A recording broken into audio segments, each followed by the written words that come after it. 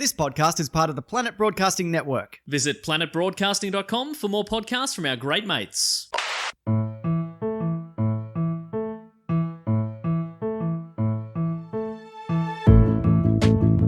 Hello and welcome to another episode of Do Go On. My name is Dave Warnocky and as always I'm here with Matt Stewart and Jess Perkins. Hello, Dave. Oh, hi. You went big. And you went small. What do we like? I'm just trying to keep it reserved. Oh, he's so cute. I don't need to be the center of attention all the time. You guys listen to me. I was just being a small little opening, and Jess, here comes Jess, always being the center of attention with a big hello, but not me. I won't make this about me. I'll tell you what I'll make it about, Jess. Yeah. And how she always tries to be the center of attention, unlike me. Yep. That's what makes us the cutest little potting duo in the world with our friend Dave here. Hello. Oh, here we go. Now Dave needs his time to shine. No, Fantastic. No, my method is I'll go silent for a long time and you'll go, Dave, what's wrong? What's wrong? And I'll say, nothing. Nothing. Don't worry about it. Don't worry. I'm fine. You Nothing. did post on Facebook the other day, I hate these people and they know who they are. Yeah, I did see that. And I loved it. Yeah. And I posted a mystery photo of me in a hospital bed with no explanation. So I got 30 people being like, what's wrong? What's wrong? What's wrong? And I said, I don't want to talk about I don't want to talk about it. And then later on I said, I found a hospital bed in a car park. So took a photo. And this photo was from quite a while ago. So anyway. I've got long black hair. Oh, no. I'm bringing Don't do it, Dave. Matt's number one comment was, don't do it again. Please tell me this is an old photo. So this show works in a way, the way I feel like it works. Tell me if I'm right or wrong here. One of the three of us goes away, researches a topic that's often been voted on by our listeners or patrons, our Patreon supporters. We learn a lot about it. We write up a report, and then we come back and tell the other two who listen respectfully. Is that about right? Yes. Close enough. Okay, great. I don't know what you mean, Dave. I don't know what you mean. The report part was right, but anyway. Occasionally there's annoying tangents and sometimes people interrupt to tell the others about a story about eating a cake one time. Yeah, it's usually irrelevant, hopefully. And also every 3 weeks, the Sass twins come to play. And, would you look at that? Just looking at my calendar here. Got a little notification. Oh, the Sass twins are in town today. Are you ready for a sass attack, Dave? Is it Sass Dave. o'clock? Dave, you ready to be sassed? I am. Are you ready to have your pants sassed off? Oh, my Hey, God. Dave, I didn't realise you'd caught a flight over to Saskatchewan. Hey, Dave, we're going to sass the fuck out of you. Hey, Dave, give us one of your glasses because I want to pour you a cold drink of sarsaparilla. Jeez, it took so long to get to that. Well, Hey, Dave, you know my favourite outer suburb in Melbourne? What? Sassafras. Yeah, welcome. Population U. You fuck. Yes. Oh, Got him. Sorry, That we was got pretty him good. already. I don't think we'll top that. if you could just give me a couple of minutes to draft a letter to HR, that would be... Well, guess what, bitch? I'm HR. You got toast. What they're talking about is it's my turn to do a report on a topic, and often when that happens, I get sassed. And the way we get onto topic is by asking a question. So I've got a question for you, and no clues because you're going to sass me so much. So I'll sass you back with no I clues. just want to say, we don't always sass you.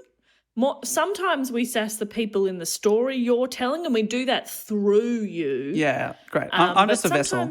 Yeah, sometimes you're not always the target for the sassing. Sometimes you are, absolutely. Yeah, justifiably Yeah, so. sometimes it's just a general sass.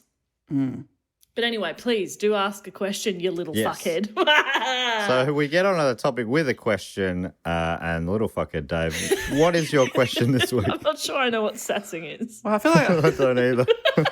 I feel drunk. I feel like I've been drinking a lot of Sassin Pop. There you go. I had to have a try. Have a go. All right. My question to you is, in August 1976, a good year, what seemingly harmless backyard activity almost caused World War III? Oh, what? Okay. Trampoline? Oh, yeah. No, well, no, actually, don't. That's not a clue. I just fucked up. I forgot how to give people clues. No, that's not right at all. Okay. So it's not bouncing related at all. No, it's something you do in your backyard. Is it a barbecue? No. Do they have a barbecue? They have a swimming pool. They go for a swim. Hang up your washing. Hanging on up the your washing. clothesline? But what, I mean, it's tending to Mow your your lawn. backyard. Yes, very similar to mowing your lawn. It is. Oh, Building a edging. bomb. Oh, is it getting out the weed hornet 3000? Yeah, the whippersnipper. Well, it is kind of in a way. The answer is gardening. Gardening. What? How do we not think of gardening?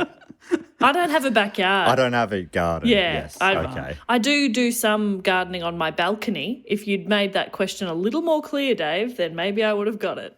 Yeah. I haven't mowed a lawn in so long because the place I rent now, because it's like a bunch of blocks, the grass out the front, someone just comes and does it. Oh, I love that. I don't even have a lawnmower. You accuse us of being from the affluent East, but you have a full-time gardener on Well, I think it's just Full-time. like the body corporate part of that. the strip that they mow is about 9 acres in front of your house. Is that right? Yeah, that's Bring them true. Yeah. a ride-on lawnmower. I also have the alpacas out there and they chew it up a bit and the thoroughbred horses do as well. There's gardeners that look after the sort of block of units that I'm in, and they always choose the worst time to put the leaf blower on.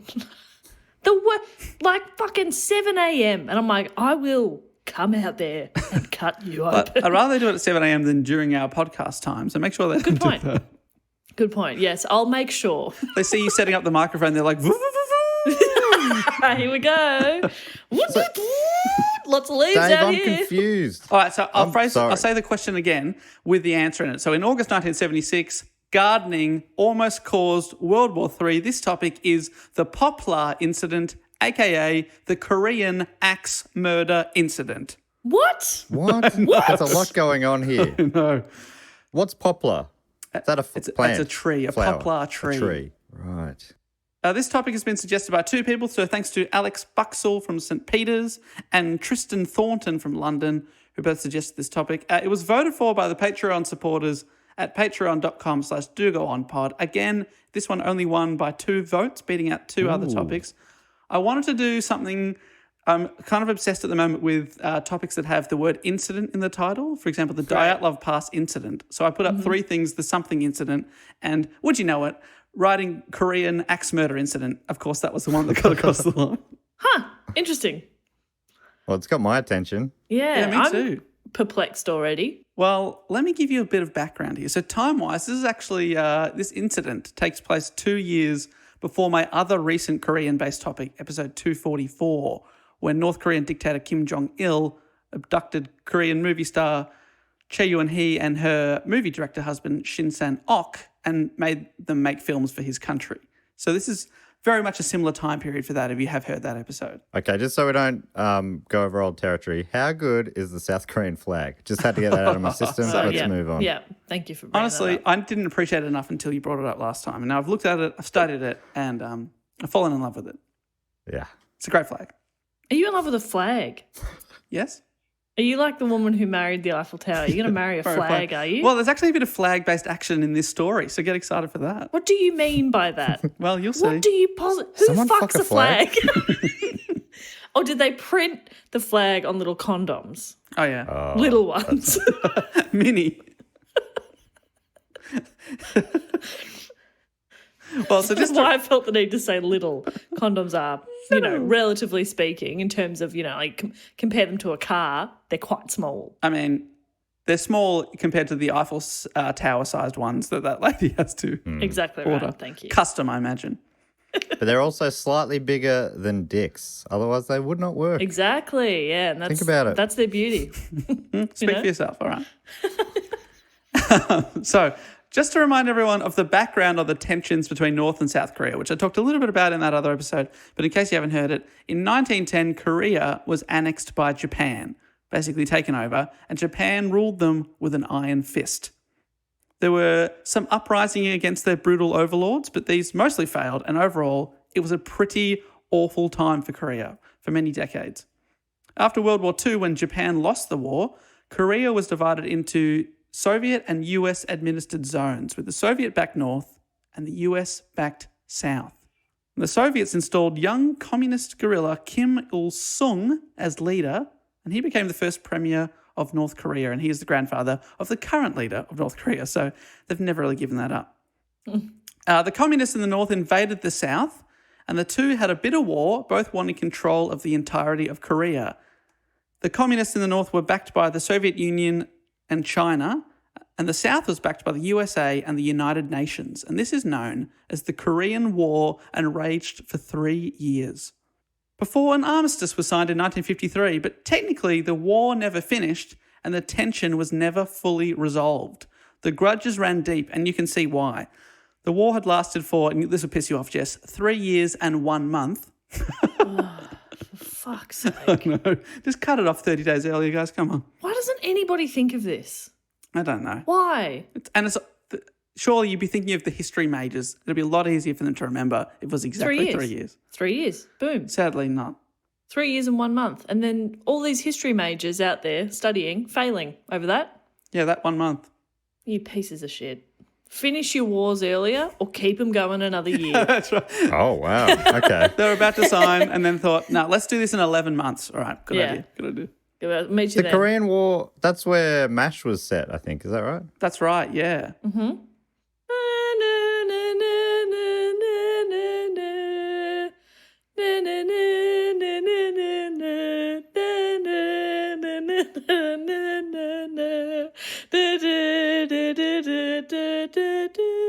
Do you know what that song's called, Jess? Suicide is Painless?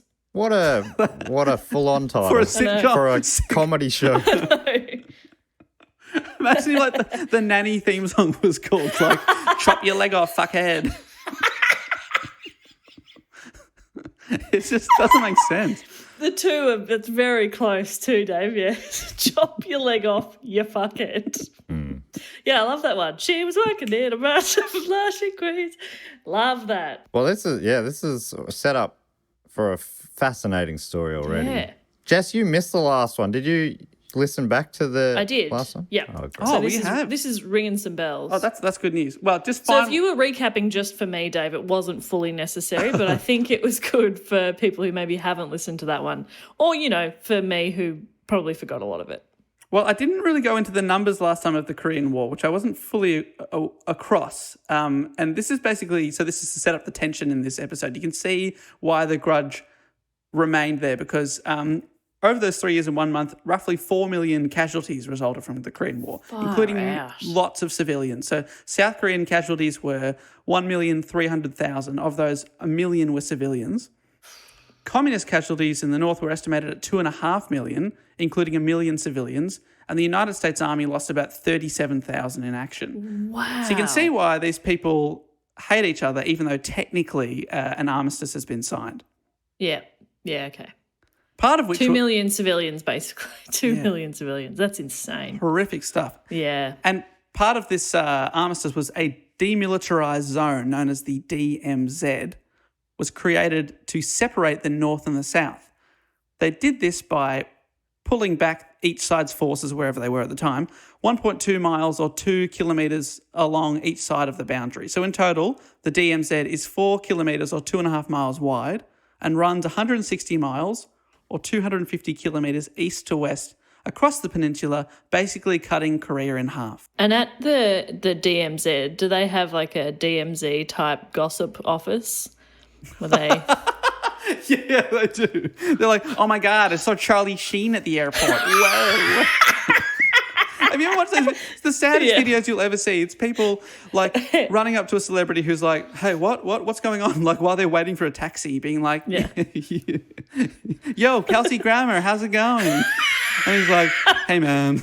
Yeah, I'm fine, thanks. Trying to eat a breakfast burrito. And like, here. we got the scoop on how Kelsey Grammer is today. Okay.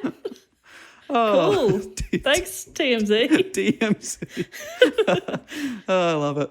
I felt like if I didn't say anything, we would have a I can't believe you missed this Oh my God. message or, so I just thought I'm just going to get in there. So if you are halfway through writing I can't believe you missed this message, you may delete. I've never once read one of those and thought, yeah, I wish I'd said that. But we get a lot of them. Yeah, good point. sometimes it's missed very much on purpose. Anyway, sorry to interrupt you there, Dave, with a dumb tangent. Please do honestly, go on. that's what the show is. Without it, it's just stats on the Korean War. Yeah, I thought I'd lighten it up a bit. Yeah. So there's this big bit in the middle where no one's allowed to go, basically, and there's guard towers and barbed wire on either side, and inside most of the land has just remained untouched for decades and returned to nature, basically. But what's the point of it? Just to keep them from... Little buffer. Yeah, so it is okay. a little buffer in that you stay on your side, we'll stay on our side. Oh. And that's not much in the middle except for the odd landmine to make sure that you stay on your side. God, it's a bit of a waste of space. I love a demilitarized zone, which is just landmines. full of bombs. Glad they got all that military bullshit out of there. We're and just keeping left the peace, landmines. okay? If any of you try to disturb the peace, we'll blow you up. It's interesting that I never, before you talked about this on the last episode, what was it, 244 or whatever? Yeah, I never knew why North and South Korea split up. And it sounds, so it's kind of like North and East and West Germany, only they just never got back together. Never got back together. And then I think both of them still claim to be the proper Korea. Right. And it seems like they're just a million years away from reconciling. Yeah, every now and then there seems to be a little bit of like, oh, this is goodwill, and then often it falls through. But the difference between reconcile, like getting on, and bringing the two back together and reuniting. Yeah, that seems like a long way away. Yeah. So the fighting never stopped, but the rivalry never ended. Either side of the DMZ, both sides set up large speaker systems and blasted propaganda and insults at each other. South Korea's... Okay. That I love. I love broadcasting insults at people. That's hey, you funny. you shit. Hey, attention, South Korea. You suck. Honestly, it is basically... Oh, yeah, North Korea? Oh, yeah, you suck. It is stuff like that.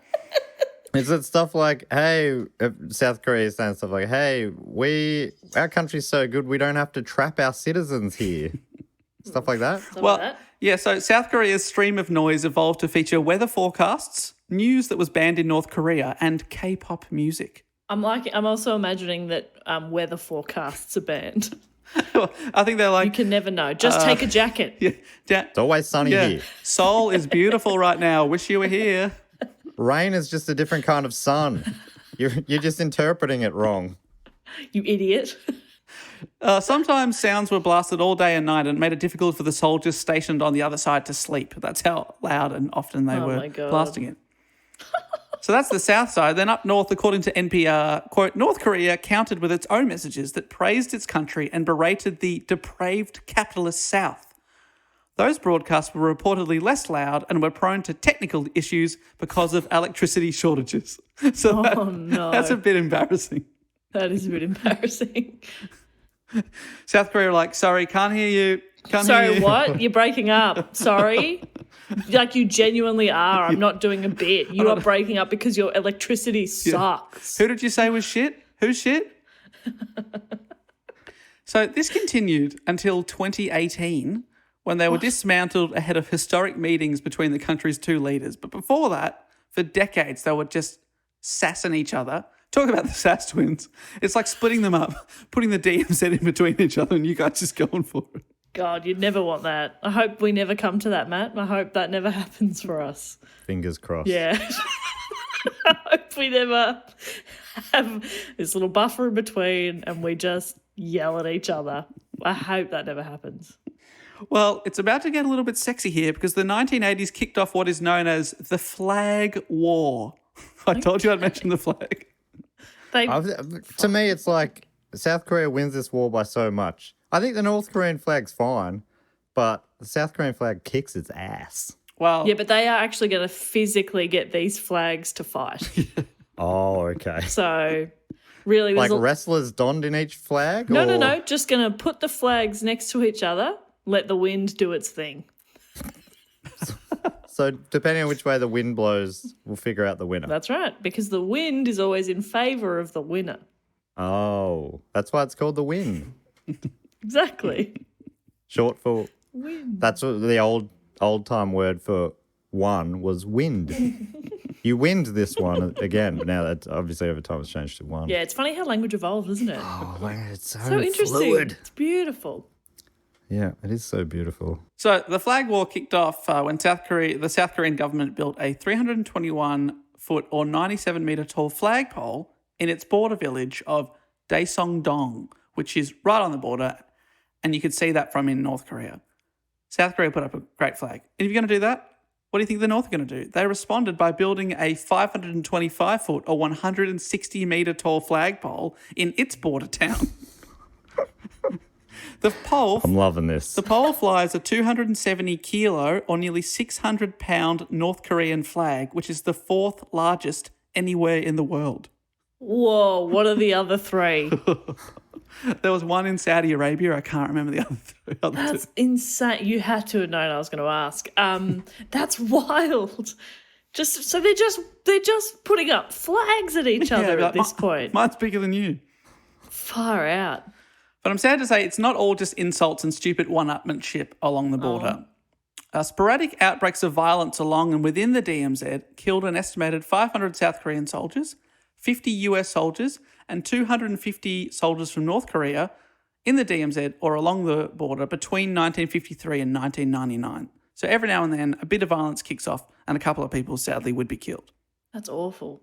I liked it when they were just being petty. I know. I thought I'd include that just because it's funny and silly. Yeah.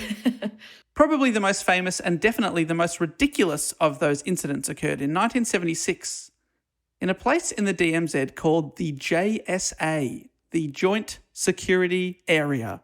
Okay. So I'm giving you too many initialisms here. It's the DMZ, Demilitarized Zone, JSA, Joint Security Area. Do they have a GTAV? Yeah, at any one time, it's stopped. You're ready to get out. This is from last week. Jess was looking at me blankly. That was last week, the getaway car. The high school's called the GTAV. Short for get to and away from vehicle or something. Real catchy like that. And one of them demanded to call it that. Yeah. Where's the van? I don't know what you're talking about. Use its name. As they're about to be arrested. So the JSA, the Joint Security Area, is a meeting point within the DMZ where negotiations take place.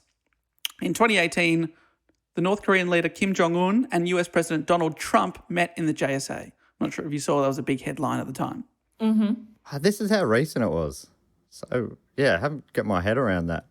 Yeah, and it's still used. So the Joint Security Area, the JSA, is an almost circular patch of land with an 800-metre diameter, split by a line that indicates one half belongs to the north and the other half the south. And despite the bitter standoff and the obvious hatred for the other side, during the 70s, both sides were able to pretty freely wander around the JSA. This meant North Koreans, South Koreans, and US guards would mingle together. Okay. There were, however, strict limits of 30 armed enlisted personnel and 5 armed officers at any one time in the JSA. So you're allowed to have soldiers in there, but most of them wandered around unarmed. Okay. This is weird. So was Hawkeye any of these that crew in there? Yeah. Hawkeye or can't think of any of the other names. Klinger. Guy with glasses. Klinger. Frank. God, Frank. He was a pain in the ass. Oh, Frank. BJ, Yeah. he was Come great. on, mate. Baz. Lovelace, Loveface, Happy Lips. B.A. Baracas. I'm also thinking, sorry, I zoned out for a second there because I was thinking about GTAV. Because do they mean Grand Theft Auto? What year was it again? Yeah, it was 2004. 2004. So Grand Theft Auto 5 was not out yet. No, but San were they Andreas thinking was the big Grand one at the Theft Auto? time. I was in year 8 and it was such a big game. Holy crap, everyone had it. I reckon That's what I've probably been what it thinking was. about for the last few minutes. Oh, no. Well, I've got to say, do you know what the JSA is? No, That's really important for this story. Okay, sorry. So it's the joint Security area. security area. That's right. Why are they just mingling there? Well, basically, anytime they want to have negotiations or swap prisoners, they used to do that at the JSA. So it's the one bit where and in the 70s, it's no longer like this, but in the 70s, they could mingle together. So even though there's a line down the middle, the South and North Koreans can wander around this 800, it's like a large oval-sized area. But there's obviously a limit on how many can be armed. I heard that part. Yeah, there's a limit on how many can be armed, basically so all-out war doesn't kick off at any one time. Yes, yeah. Okay, great. So sorry. I can't wait to find out how gardening comes into play. I think somebody's like, guys, does anyone mind if I just use this little patch of the oval to plant some little petunias? Man, I wish I could tell you that it was over like a veggie patch or something. Oh, I'd love that. They decide to put a communal garden there and then people just get very competitive. Yeah, the South Koreans are like, we don't like tomato. What are you doing? Yeah. Why are you growing tomato? I'm going to get a tomato plant Are today, you? Bob. Talking of sidetracks. Perfect time. Love Springtime. that. Let's grow some tomato. Little cherry Love trees. that. I've got a little lemon tree. We can swap. Oh, great. I'll come piss on it. Please, come piss on my balcony with a You come piss on my tomato plant. I'll come piss on your lemon massive tree. intersection right outside my house so everyone can see you taking a slash on the lemon tree. Okay. Beautiful. Actually, I don't know if piss is good for tomato. Do you mind taking a shit on my tomato I'll take a plant? shit on your tomato plant if you piss on my lemon tree. Deal. Okay, can do. Deal. Sorry, Dave. Please continue. So the JSA, Yes, which I know what it is now. I'm so sorry. in charge of many of the US troops stationed there was the popular Captain Arthur Boniface. Ooh, Great Great name. name. Boniface. It's like Boniface. Worth adding there, Jess. Well done. God, she's good. She's on fire today. Yes. She's still thinking about the GTAV. Yeah, a little bit. Well, Bill Ferguson, who was an 18-year-old officer stationed there in 1976, later recalled to the BBC, quote, Captain Boniface really wanted us to enforce the terms of the armistice. We were encouraged to intimidate the North Koreans into allowing the full freedom of movement within the JSA, end quote. At the time, US soldiers were only allowed to serve in the JSA if they were over 6 feet or 183 centimetres tall. So they had to be intimidating looking. Yeah, if they couldn't openly carry large weapons, which is one of the rules, the US still wanted to intimidate their enemy with the soldiers' sheer size. How weird is that? You had to have 6-pack minimum, chiseled jaw. Like everyone looked like Rambo, basically. Can't have guns, but you need your arms to be classified as lethal. The North weapons. Koreans are like, are objecting. That man has definitely got a couple of guns. Well, the two sides did not like each other, and occasionally violent scuffles would break out in the JSA. A US guard had his arm broken by North Korean soldiers when he accidentally drove his Jeep behind their main building. So he parked in the wrong spot and they broke his arm. Oh, no. Well, now I understand why someone gardening in the wrong patch is going Yeah, to this is create gonna some be bad. friction. This is going to be petty, I feel. I think this is going to be petty. Oh, it's so petty. Oh, I hope it's like one of those current affairs shows, The Neighbours from Hell. Their tree is just like growing a little bit over the line. They're like, I told you for the last time, trim your fucking They're bush. like, is this North Korea's worst gardener? And then the North Koreans are hosing them over the fence. And then there's And dumping their dog shit over the fence. and reporter Ben Oh, yeah, you Fordham's don't like like, the leaves. I'm just trying to talk, mate. I'm just trying to say hi. Just trying to get your side of the Yeah, with his story. foot in Just the trying to get door. your side of the story. Get off my property. Oh, mate, I'm on the pavement here. This is public property. I'm allowed to be here. Have you used these for your Friday funnies, Oh, a bit Dave? of current affairs stuff. Oh, it'd probably be too often. That would just be free advertising to your. Yeah, no, we don't want to enemies. advertise the Channel 9, even though that is a quality show. I'm sure it was bring this up because once my friend Nick told me that his favourite episode of A Current Affair was there was an episode called on killer driveways. Oh, my God. So funny. The rest of the world must have Yeah. shows like this. They'd have some version of that. The current affair sort of, just trashy journalism, where they take petty squabbles from the suburbs and they put them on the big screen. No, they don't turn them into films. They put them on the little screen. Just depends on In how prime big time. your TV is. That's really up to you. Well, it is quite petty there, as you're about to hear here. US Lieutenant David Mad Dog Zilka, Yes. he encouraged his men to go out on patrol carrying big sticks to bang on the walls and the windows of the North Korean barracks and to use as weapons if need be. So Big sticks. they're waking them up, banging them on the window, being annoying. I'm imagining, though, sometimes you go to the park and you see a dog that's found a very large stick and the dog looks very happy with itself. And it's like running along and the stick is way too wide for this small dog, but it's just so happy. That's what I'm picturing. Them just with happy big sticks. Yeah, they were carrying them in their mouths. Absolutely. It'd be like on that Halloween episode of The Simpsons where Kodos becomes the president because there's peace on Earth. They get rid of all the weapons, and then they are able to take over with like a plank of wood with a nail in it. Again, in the great BBC article by Toby Luckhurst that I'll link to in the description, along with all the other sources here, a US soldier, Mike Bilbo, claimed that Mad Dog Zilka would take us out on these clandestine patrols. Once or twice, we caught a North Korean where they weren't supposed to be, and we kind of beat him up a little bit. Not too bad. A little bit. So there is little bits of violence here and there. Just break his toe, Yeah. You can't do much about that. You just got to let it heal, And it just hurts a lot of the time. Yeah. You can't put it in a cast, can you? Can ice it, doesn't do that much. You just have to wait and let it heal. Just annoying. That's how we get them. Annoying injuries. Isn't that, it's weird. It's like, isn't that just going to make them upset and try to do the same back? How about one of the Koreas be the bigger Korea and leave the other Korea alone, and then that other Korea will, and then peace Did happens. anybody think to Get me in there. I want to get me in the JSA. I I can agree. fix this. You know how Matt would do it by just like sitting down and hashing it out? You know how I'd do it? Baking. Oh, that's good. I'd be like, I made cupcakes. I'd be that person. And then like at first they'd be like, fuck you, because they'd think it's going to be like laced with something. But then one day one of them will try it and be like, holy shit, this is delightful. Wow, this is and great.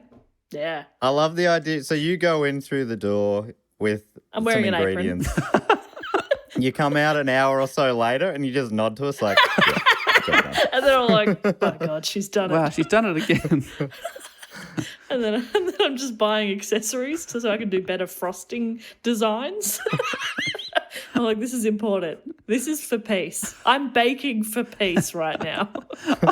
I'd try the same thing, but I'm so bad at cooking I would accidentally poison them and it would kick off a war. I tried. I really tried. I really tried. So I've read that the soldiers treated it as a bit of a back and forth game, but it often got out of hand. US soldier William Henderson got into a fight after a North Korean soldier ruffled his hair and he attacked him. That is a bit patronising, but I don't think it's worth having a brawl over. Well, the US soldier was injured in the ensuing violence and suffered a severe injury to his larynx, so he was quite injured. Ooh. So often it would get out of hand. Yeah. Captain Boniface, who I mentioned before, wrote of the incident in a letter to his wife, Marcia. He said, "Our mission here is to take the verbal abuse, kicking and shoving, but to not let it go any further. Major Henderson lost his cool and blew it. It's a natural reaction, but he should have known better." So that's the game that he's playing. But he got injured in the larynx. Yeah. Okay, larynx, what is That's it? your voice box around that kind of area. Yeah. It is your voice box. It's more commonly called the voice box. It's an organ in the top of the neck involved in throat. breathing, producing sound, and protecting the trachea against food aspiration. Yep. The trachea. I say trachea, but yeah, you I think the larynx also houses Food the vocal aspiration. cords and manipulates pitch, volume, which are essential for phonation. Would you agree, Matt? Yeah, no, I was thinking that. Thanks for adding that in, though. But the word larynx, interestingly, comes from a similar ancient Greek word. Don't ask me what it is, though. So, yeah, you're I don't wanna welcome tell for you. the help It's a secret. with your report, Dave. Yeah, I mean, obviously we warned at the start of the episode about the Sass twins and now they've come in and absolutely dominated there. We've come in hot. So, despite the armistice being reached 23 years earlier at this point, it was all still very hostile. It was tense in the JSA, and the tension was only building. It was like a powder keg ready to explode. Ooh. I hate tension too. I don't think I'd like to be Yeah, there. not Sorry a big about that. tension fan. Love breaking Yes. tension. With humour or flatulence. Also known as humour in my book. Yeah, not in maths, but Yeah. it still works for breaking tension. Breaking wind, but which is the old term for breaking tension. I must say, tension. though, Having breaking one. wind is not a good solution for breaking sexual tension. Unless you want to get rid of, unless you absolutely don't want there to be any. That absolutely ruins Yeah. sexual tension, right? But if you're wanting to like break the sexual tension in a sexy way, don't fart. I've learned that the hard way, and Well, I'm Jess, using my platform to educate others. don't yuck people's yum, Jess. That's true, that's Because true. I think there's definitely a subsection of humanity out there who would just be absolutely Well, loving I that am yet to idea. find that dream man. Geez, I hate the phrase yuck your yum. It's fun to say. Yeah, it's like- bad to hear. Yeah, so I it is apologize. bad to hear. Sorry, Dave. Well, I keep quietly saying in my head, all right, just sit out for a bit. And then I'll do it. I'll Just do have a it very quiet bit. briefly. But this time it's for real. It's going to stick. I'm giving myself. I'm only going to say things on topic from now on. well, I'm trying to say that it's very, very tense in the JSA. But I promised you gardening, and garden we shall. Yes. Inside the joint security area, on either side, there's all these checkpoints and observation posts so they can keep an eye on what the opposition is doing. Inside the JSA is also the so-called Bridge of No Return. What the fuck are you talking about? How amazing Sounds is that? cool. Yeah, in my mind, it's sort of like a bridge and there's a bottomless pit underneath it or something. I'm imagining it goes into a waterfall and you don't know what's on the other side of that. That's cool. Well, starting at the end of the war until the late 70s, the bridge was used for prisoner exchanges. It's called the Bridge of No Return because before crossing, the prisoners were given an ultimatum. They could stay in the country where they'd been captured or return home to their own country. But once they crossed, they could never come back, even if they changed their mind. Why would you want to go back to the place you'd been captured from? Well, I think it was more Why often... wouldn't you want to go home? No, I think it was more often than not people would probably end up staying in South Korea. I don't think many people ended up staying in the north. Gotcha, okay. You know what I mean? I love the Yes, idea yes, that yes. the people in the north say the same spiel, though. You better be sure about this. Yes, yeah, no, I am. So if I know, you could but just before take you off jump these to any handcuffs. sort of conclusions here, I need you to Yep. say 100% you want to go back knowing that you can't return once again. Yes, no, Sorry, I absolutely, think that you is totally fine. once again you went a bit too quick. Could you just take a quick Okay. pause? Yep, okay. Okay, it's if you're going to go, which is fine, it's up to you, but if you do, you cannot come back. Yes, that is what I would like to do, yes. Really? Even after that pause to think? We've got a booming Yes. movie industry over here. Got some sort of Godzilla thing yeah, going but- on. I mean, I was literally taken from my wife and children. I would like to go back, please. Okay. It would go down the line. There's like 1,000 people waiting. You'd only get through 6 a day. Are you sure? Are you sure? No, but are you? Do you feel like you can't say you want to stay here because you can? Yeah, I mean, if you want to stay, you can. We won't tell your wife. We won't tell her that you made this choice. No, she won't know. But you can stay here. Right, I did sort of forget about it the other way around. That does make sense. That people would be like, if I could stay in South Korea, that'd be good. Thank you. Yes, please. Yeah, I imagine that a lot more stayed. But next to the Bridge of No Return was a tree. Of no return. A tree of no return. If you climb that tree, you live in that tree. It's just like a community of people living in this tree. Help Ben us. gets bowing with the weight of like 100 people. Who all thought they could best the tree. The entire Swiss Family Robinson are just trapped up the tree. What's so special about this tree, Dave? Well, it was a 100-foot or 30-metre tall poplar tree. Mm-hmm. The branches of the tree blocked the line of sight between a United Nations command checkpoint and an observation post. So in summer, when the tree was in full bloom, it created a blind spot that the North Koreans could potentially exploit. Okay. So there's all these guard towers, and basically they want to have view of 100% of the JSA just so nothing can happen without them either seeing it, taking photos, or videoing it. Mm-hmm. But this tree, when it fully blooms in summer, it blocks out one of their checkpoints, so they can't see what's happening down there. So the tree was technically inside the South Korean territory, so a team of US and South Korean men were ordered to prune it back. Okay. so they could, get the line of sight back. Yeah. On the first attempt, North Korea objected, claiming that any landscaping work required permission from both parties. It's the veggie patch all over again. Yeah. So they were thwarted the first time, but they planned to have another crack anyway, but then they were stopped by heavy rain. Which is what the North Koreans call heavy sun. Yeah, that's right. It's very Wet confusing. sun. God, a sunny day out today, isn't it? Wow, so sunny. So on August 18th, 1976, United Nations Command and South Korean personnel were again sent to trim the poplar tree. Third time lucky. Among the 11 men sent out, the aforementioned Captain Arthur Boniface, who was in his early 30s and who had only 3 more days in Korea before being sent home to his family. Oh. So he's basically 3 days away from retirement, essentially. That hat was 3 days from retirement. Also sent out was platoon leader, 25-year-old First Lieutenant Mark Barrett, who on the other hand had only been in Korea for about a month. They started to prune the tree when North Korean soldiers approached, led by Pak Chul, a notorious North Korean lieutenant nicknamed Captain Bulldog. Oh, great nickname. Oh, yeah. Dream nickname. Yeah. And he did not start that one himself. No. Okay, Cobra. Oh, come on. Can you call me Captain Cobra? Oh, that's so good. That sounds like a great nickname for someone else. Oh, come on. I've earned it. I've earned it. In what way? I've just been a badass like Pak Chul. So he was, the most notorious leader on the other side. Like Arthur Boniface was wanting to enforce the rules on his side. Pak Chul was the one on the other side doing the exact same thing, Right. being a real Yeah, badass. right. And you see yourself as a real badass. Yes. Okay. Do you guys see that? Be honest. Oh, no. Oh, God, no. Oh. No. Sorry.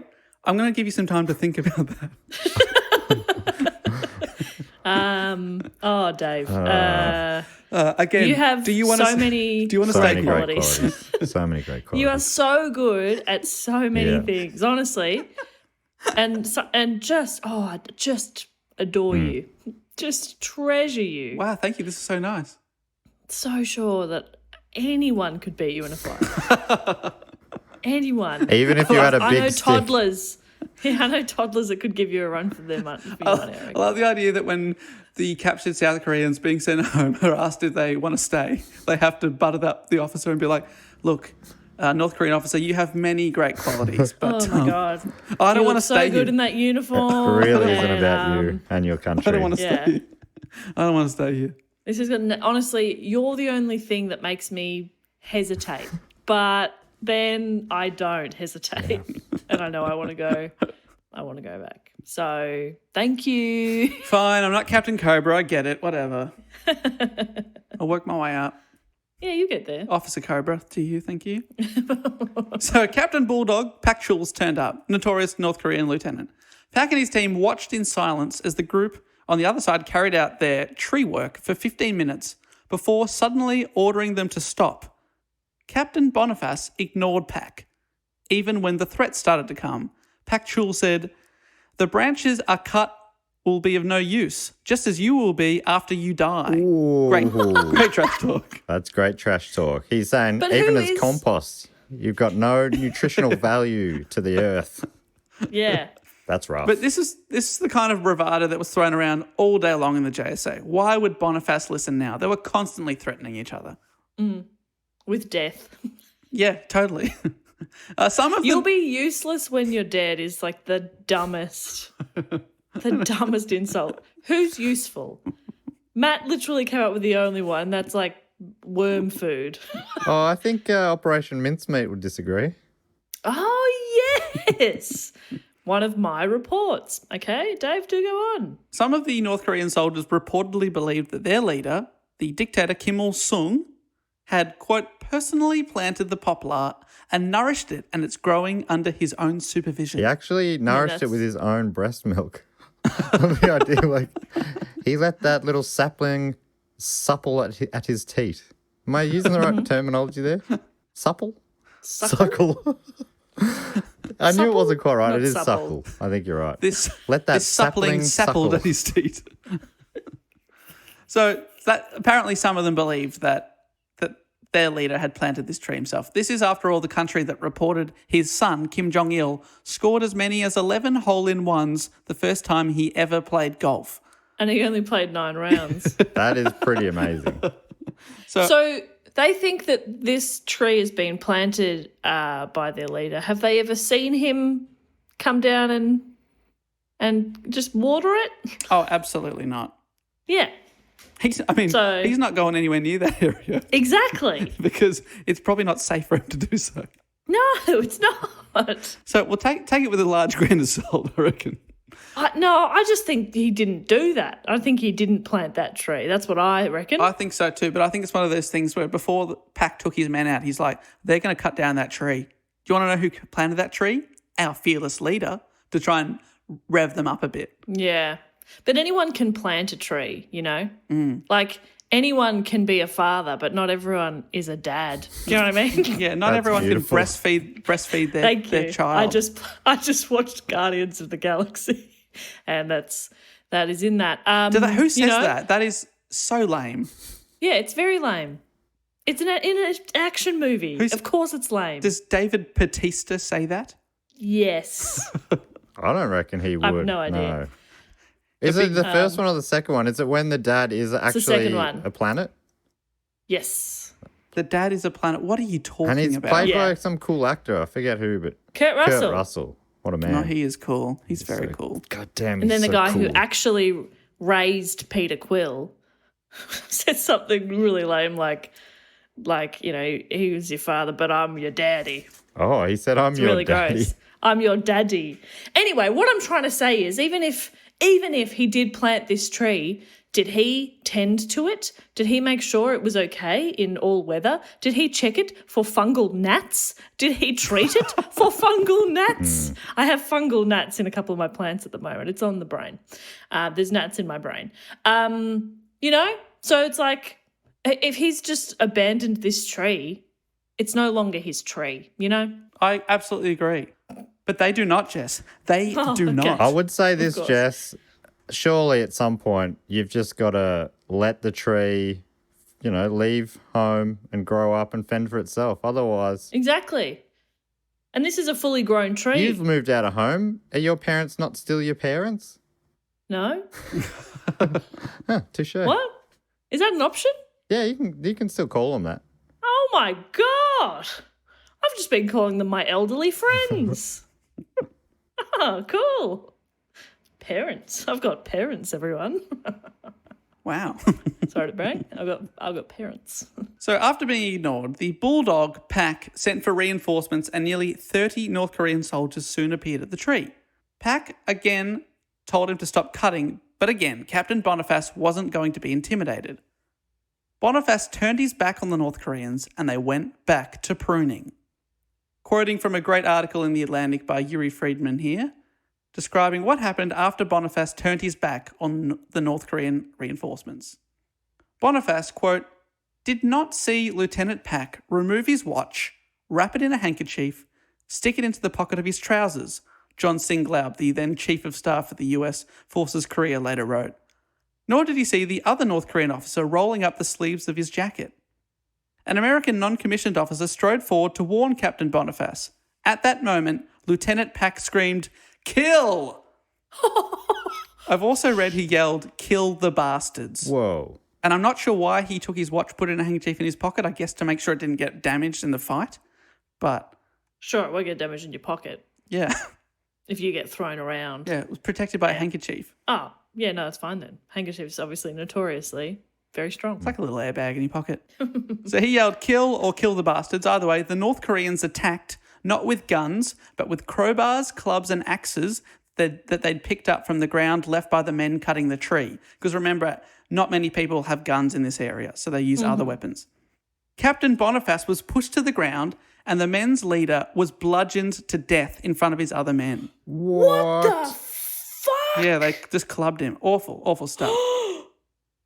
Meanwhile, the other high-ranking officer of the group, First Lieutenant Mark Barrett, jumped over a low wall and landed in a deep tree-filled depression, a little hole in the earth. The depression was not visible from the road because of the dense grass and small trees. The whole incident only lasted 20 to 30 seconds and not a single shot was fired. And you might be wondering why the United Nations Command didn't retaliate, especially with their guns. And that's because soldiers were given strict orders that they could only fire their .45 pistols if they were being directly shot at or their lives were in direct danger, or if firing would save someone else's life. If their comrade had already been killed, it was too late to engage the assailant. That was a strict rule. Wow. They also had to wait for orders to shoot, and the man who would give that order had just been quickly beaten to death. Wow. So they didn't draw their guns. As UNC forces dispersed the North Korean soldiers, they were able to place Boniface's body in the truck. But First Lieutenant Barrett was nowhere to be seen. That's the guy that jumped over the wall into the ditch. The UN forces, however, did observe some North Korean guards acting very strangely, hanging about, and then walking into a ditch near the tree. When it was realised that Barrett was still missing, a search and rescue squad was quickly dispatched and found that Barrett had been attacked in the ditch with an axe by the North Koreans, by multiple North Koreans. It's really very, very violent. Oh my God. He was recovered but died from his injuries on the way to the hospital. So 2 soldiers from the US have been murdered. Over a tree. Over a tree, yeah. And that's why it's called the axe incident, because he was killed with an axe. Whoa. And shit was ready to hit the fan. Sirens went off throughout the DMZ and troops were put on high alert. Word of the attack quickly reached military leaders on both sides. On the North Korean side, they were quick to paint the event as being down to US aggression. Their media report on the day of the event stated, quote, at around 10:45 a.m. today, the American imperialist aggressors sent in 14 hoodlums with axes into the JSA to cut the trees on their own accord, although such a work should have mutually been consented to beforehand. 4 persons from our side went to the spot to warn them not to continue the work without our consent. Against our persuasion, they attacked our guards en masse and committed a serious, provocative act of beating our men, wielding murderous weapons, and depending on the fact that they outnumbered us. Our guards could not but resort to self-defense measures under the circumstances of this reckless provocation. So they said that the US started it all. But I will say that there is video and photos of the event, and that is not true. How's their video and photos? Because people from Have their smartphones out. Yeah, no, they from the checkpoint, the watchtowers, they had surveillance of them. Right.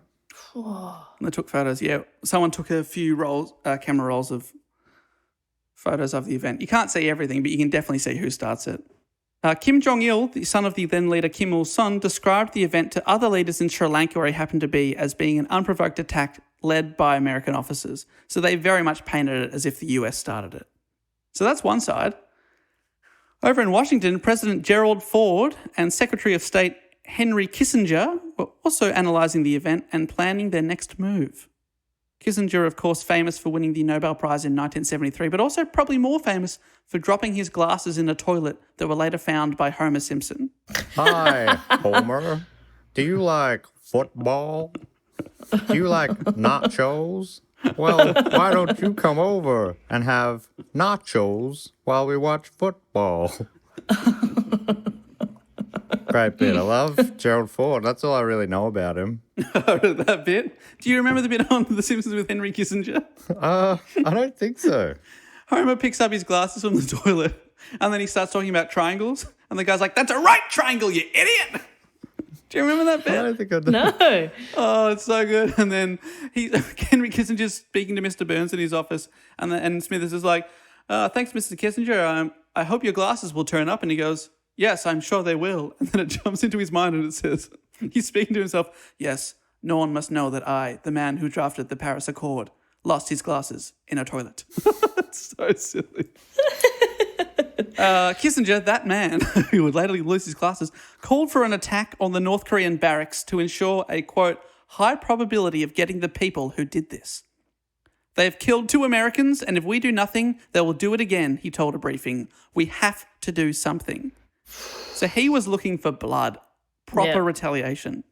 Within hours of the attack, Kissinger was also asking whether there were North Korean fishing boats that the United States could, quote, shoot up or capture. So he just wanted some sort of revenge. Probably, fortunately, Kissinger was overruled, but everyone in the US agreed on one thing. The tree had to go. it was decided that they wanted to show strength against North Korea. It's all about bravado and not losing face in that part of the world. But at the same time, they didn't want to further escalate events. But they do want to cut down the tree. Yeah, they do take it out on a tree. These are beautiful big trees as well. Beautiful. I've just remembered where there's a there used to be a cafe or a restaurant in Bright where I visit a lot. We got family up there in country Victoria, and there's a restaurant called Poplars, and that's because there's a lot of poplar trees in the area. They're just big, tall trees, and in the autumn they go this cool yellow color, or the leaves do. It's one of those classic autumnal trees. There you go. Beautiful. And you never knew that that's why they're called that. Yeah, no, I never connected that. Yeah. Amazing. Well, if you've learnt nothing else here today, I've learnt what Poplars is named after. A restaurant that may or may not still exist.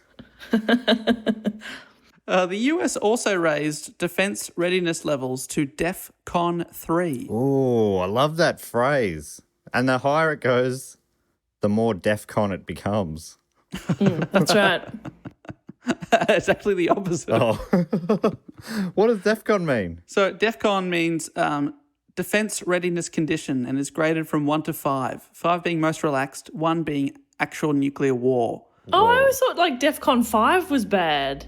But 5's like, everyone chill. Everyone chill. We're only at DEFCON 5. Don't worry about it. And this is actually the first time that had gone to DEFCON 3 since the in that area of the world since the armistice in 1953. So it was a big step all over this fucking tree. God, that's ridiculous. But honestly, don't even text me about a DEFCON 5 in the middle of the night. I don't want to wake up, look at my phone and be like, are you fucking... you couldn't have just told me in the morning. DEFCON 5. I don't care. Yeah. Here I was this whole time thinking that was serious. We've gone to DEFCON 5. That's actually great. Awesome. If I've learnt anything today, it's the order of DEFCONs. Thank you, Dave. What about that Poplar restaurant in Bright? What's that? How dare you? I was not listening. Oh no, the Sass twins have turned on themselves. No. We have to maintain. Okay, Yeah. We are not the enemy. No, Dave Dave's is. Well, I'm just looking up DEFCON 5 here. I was just double checking I hadn't fucked it up, and I haven't because according to airspace.mag.com, apparently screenwriters often get the scale wrong. So that's probably why you're thinking that, Jess. So, yeah, number 1 is imminent war or actual nuclear war. Number 5 is peacetime. So when they say DEFCON 5, that's great. So it's like it's DEFCON 5 now. Yeah. Probably depending on where you are. Yes. Yeah. In Australia, we're at 5. House, I was even talking even smaller in my house. Everything's fine here. Sorry to brag. Everything's all good. I went to DEFCON 3 in my bathroom after that burrito I ate last night, let me tell you. I love watching Matt in those moments because he laughs, but he also hates it. He's like, oh, no. He's like, I hate these fuckers that I work with. I mean, I did ask you to shit on my tree before. But if I'm in control of it, I'm okay. But when other people are doing it... In control of the shit or the joke? The shit talk. Oh, right. I was going to say, because you are not in control of just shitting on your tree. But he asked me to do it. All right, I'm Jess, probably just going to shit in a bag and bring it over. I don't know if I'm going to go to Matt's house and just be like, sorry to interrupt. Don't mind me. Just fertilising the tomato tree. Get these little bloody blossoms blooming. Yeah. Oh, you got some tomatoes in your little mixed salad there. They from the tree? You're welcome. You know, I'm just here to ruin dinner. Well, so we're at DEFCON 3, which is medium. Okay. It's still not good. You don't want to get to DEFCON 3. After 3 days of planning, a new operation was put into action. The plan was called Operation Paul Bunyan. Okay. Do you know who Paul Bunyan is? I think, no. I was going to make a Paul Blart mall cop Yeah, joke. He's the mall cop, isn't he? And I was like, just shut up, Jess. Just answer Dave's question. He's trying to do a report. No, I don't know. I don't know who Paul Bunyan is. Paul Bunyan, mall cop, onion shop owner. Well, I also didn't really know, but he's named after Paul Bunyan, a giant lumberjack and folk hero in American and Canadian folklore. Oh, Typically Paul wears Bunyan. a big red lumber jacket, and he's very big. He's a giant man. Something to do with a blue ox. I reckon you're Anyway. definitely nailing why this guy's important to America and Canada. Oh, he's real I big don't know. and he wears a jacket. Well, when I looked it up, I was like, oh, I recognize the image of it. If you look him up, you go, oh, yeah. Just I a recognise classic that. looking sort of lumberjack Yeah. guy. And there's all these stories about him. And he's accompanied by Babe the Blue Ox. Okay. Oh, yeah, okay. So I'm sure they all know who he is. So that's why it's called Operation Paul Bunyan, because they're going to chop the fuck out of this tree. Okay, sure, that makes sense. So the plan was to cut down the tree, but to do so with a massive display of force. But they weren't exactly sure how the North Koreans would respond. It would need to be a delicate blend of showing force, but also not too much to kick off a full-scale war. It was a very precarious situation. This is how Korean historian Van Jackson describes the US attitude at the time. Quote, the idea was that if the North Koreans want to retaliate against a show of force, then we'll light them up. But otherwise, let's keep in mind a sense of proportionality. So they're prepared to, if they want to kick something off, we're not going to stop it, but Yeah. we would prefer if they didn't. We'll fuck shit up, but we're not starting. So it. they're not feeling like they need to retaliate over the brutally murdered soldiers. Well, that's the mindset of the leaders. The soldiers, on the other hand, 2 of theirs had been brutally beaten to death. So some of them wanted swift revenge. Right. But Yeah. the leaders are trying to let cooler heads prevail, but at the same time, not look like that they're wussing out Yeah. completely. To quote from the BBC again, this really shows the mindset of the Americans. Wayne Johnson was a 19-year-old US private with the 2nd Battalion 9th Infantry, stationed at Camp Liberty Bell just outside the JSA. He drove his commanding officer to a briefing the night before the tree cutting operation and saw a lieutenant ask what would happen to his unit. Quote, I watched the officer turn around with his piece of chalk and draw an X through our unit designation on the chalkboard. Then he turned back and said, any more questions? Wait, treasure? There's treasure here? Whoa. We should dig for Why treasure. are we mucking around with this war stuff? Let's get the treasure. So he's saying they would be taken out. Yeah, he's basically saying, you're not coming back tomorrow, mate. Right. Which is so brutal to say. Yeah. I reckon that's the Give him most some hope. brutal use of chalk I've ever heard of. Since bloody Miss Xavier in grade 4. Don't start about Miss Xavier. She's the one who told me Santa's not real. Haven't forgiven Oh, her. I know. Oh, you know. I know who Miss Xavier is. we don't say that. And she wrote it on the board in chalk. Santa is because dead. they didn't have whiteboards back in those They days. didn't. That's true. Did she just write the word Santa and then just put a big X through it and then turn to the crowd? Any questions? Oh, Dave, I love how much you're in show business that a classroom know. of kids is a crowd to you. I know, fucking hell. What a To the wanker. crowd. What a wanker. Dave, no. Dave, what great Dave. self-awareness. Yes. Yes, you are a wanker. Embrace You're it. like, so I sent an email to some of my colleagues, aka the crowd from work yesterday. Oh, Dave, you just go out there and be the best wanker you can be. Thank you. That's the right attitude. Another one of the company said, quote, we were prepared not to come back. It felt kind of surreal. We've been here since 1950 and it's all going to go down over this tree, end quote. So they were thinking it was a bit silly.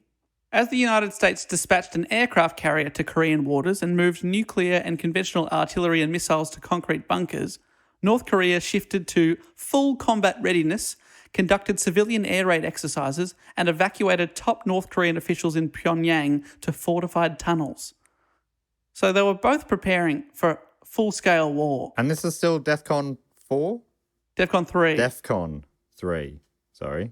But all that still is in 3. 2 is probably when shots are being fired or something, is it? Yeah, if it gets worse, yeah. If shots were fired, number 2, and if once the nuclear war started, you're at DEFCON 1, baby. And DEFCON 0 is when all life on Earth has been wiped out. Yeah, that's right.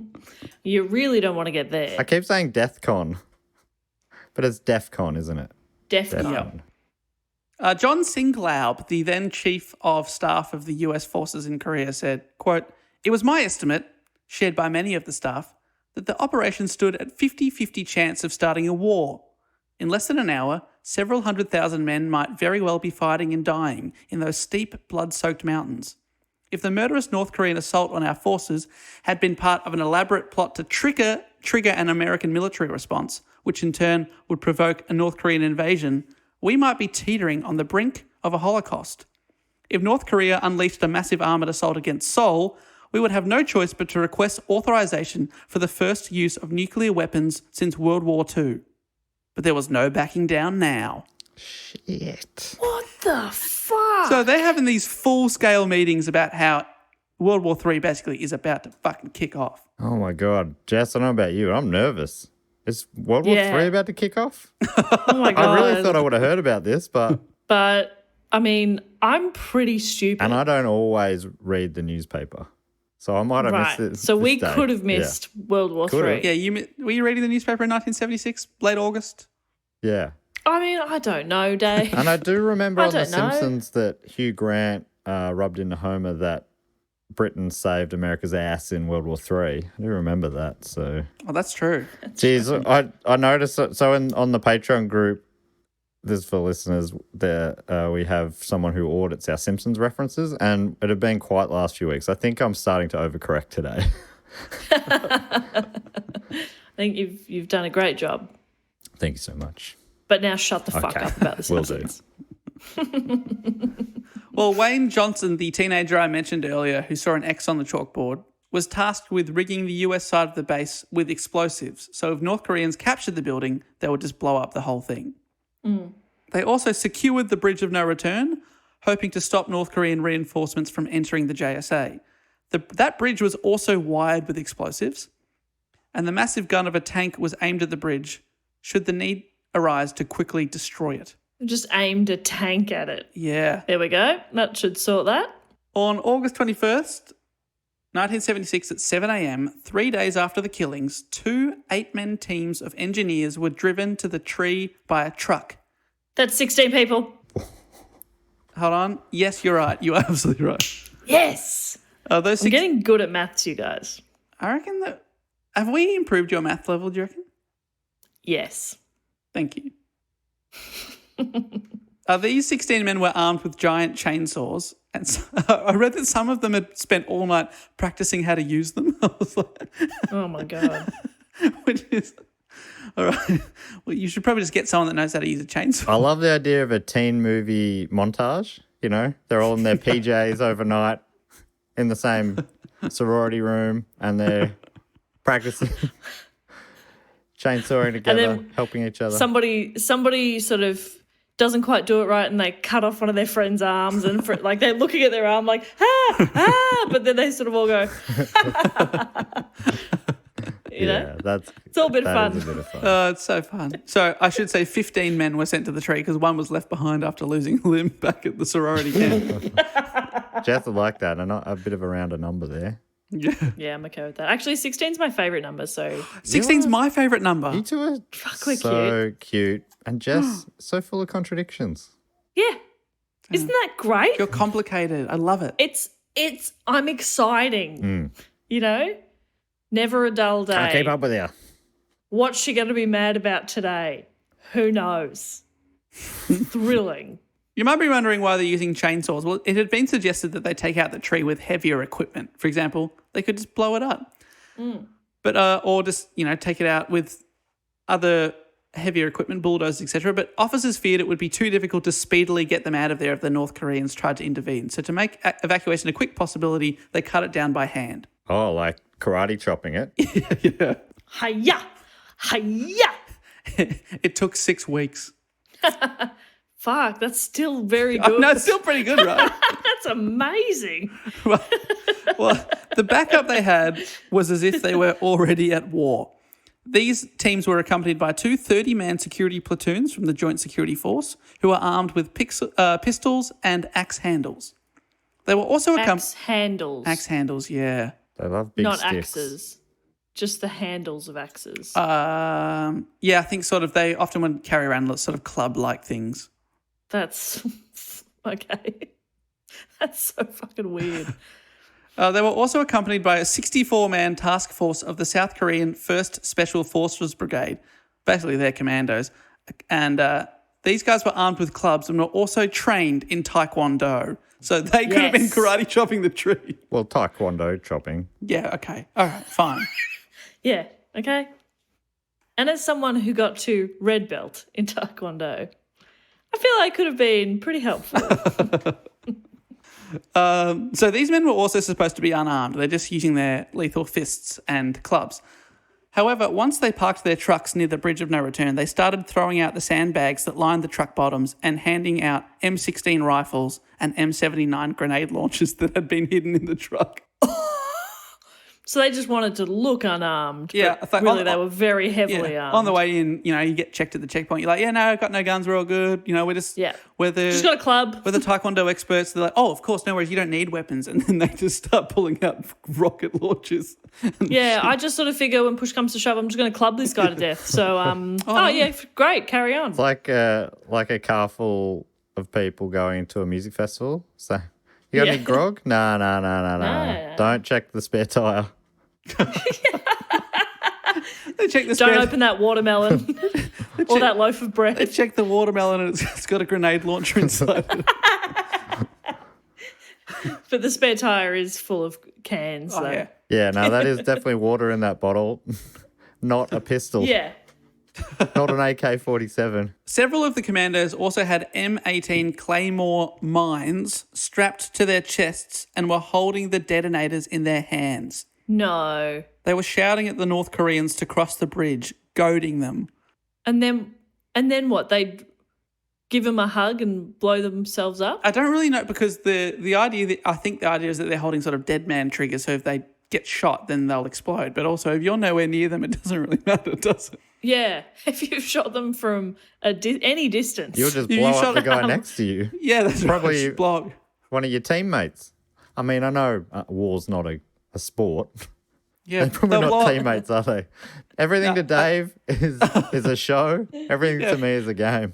Yeah, you'll blow up one of your fellow crowd members if you take one out.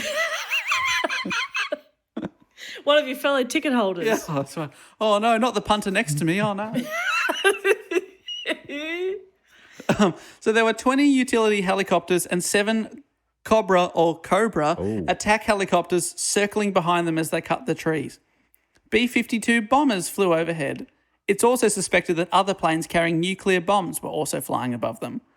And in case it all did kick off, 12,000 additional troops had been ordered to Korea. So it's like a full-on war to cut down Yeah. this tree. Far out. As the operation began, North Korean troops, approximately 200, arrived in buses and began setting up machine guns and assault rifles. They watched as the tree began to fall.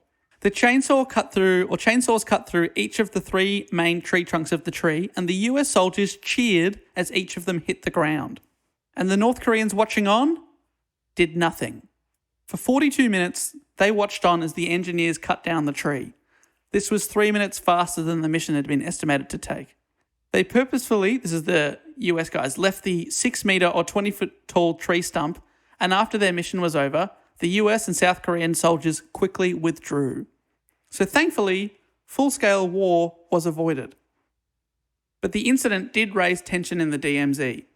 Troops at Camp Liberty Bell, 1 Liberty Liberty Bell. 2 Liberty Bells. Come on, Liberty Bell. A chair. I mean, woo. 3 Liberty Bells.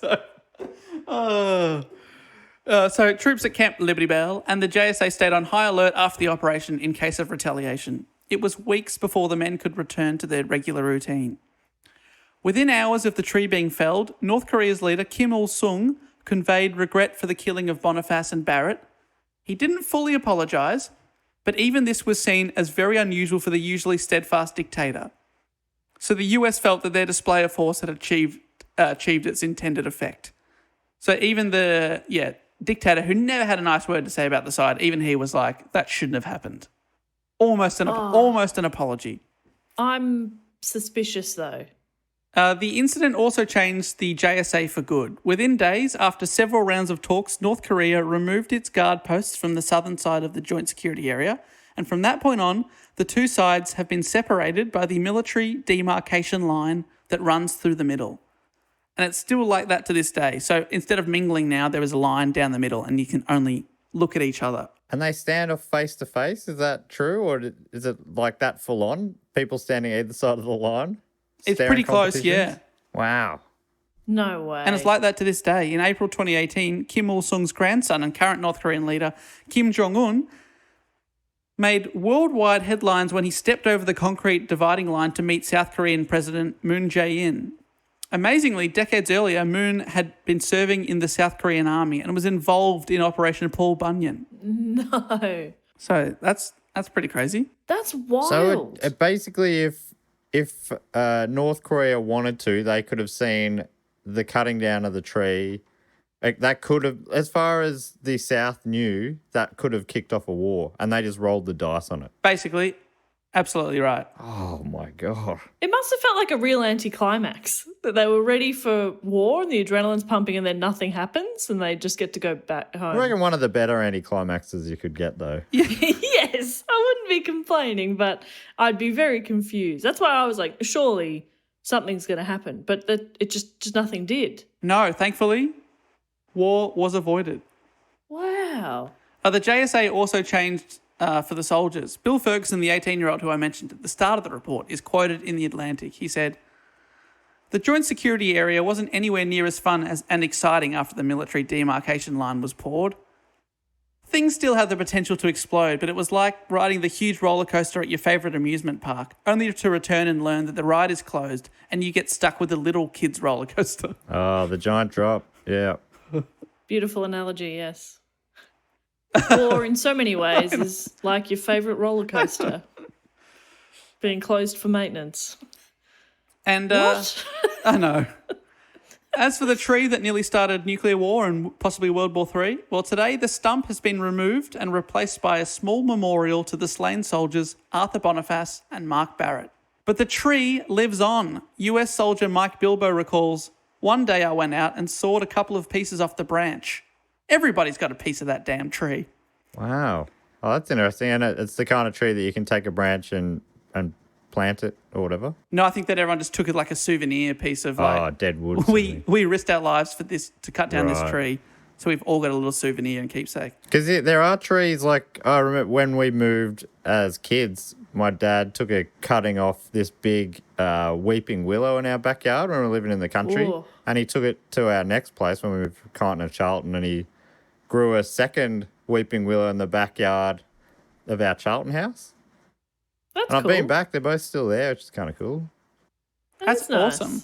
Yeah, so it's weird. I don't understand how you can do that with some trees. Take a cutting but I'm not a horticulturalist. That's probably why. Not yet. Not yet. But Thank you're getting you. a tomato plant today. That's Start true. shitting. Yeah. Start saving up them poops. Oh, you have to save them. I should say I need Jess to do it because I don't poop. A gentleman never poops. Yeah, but a lady sure does. A lady shits. A gentleman never poops. Well, with that note, that is the end of the North Korean or the Korean axe murder incident. Wow, fascinating chapter. That is one of those stories, and they come up pretty regularly on this show where I'm like, how did I not know about that? Yeah, I've never heard of that. Yeah. And it's a wild and fascinating story. And you think that if, only a couple of other little tiny things had to change for it basically to change the course of human history from that point on. Yeah. That is Wow. wild. Great.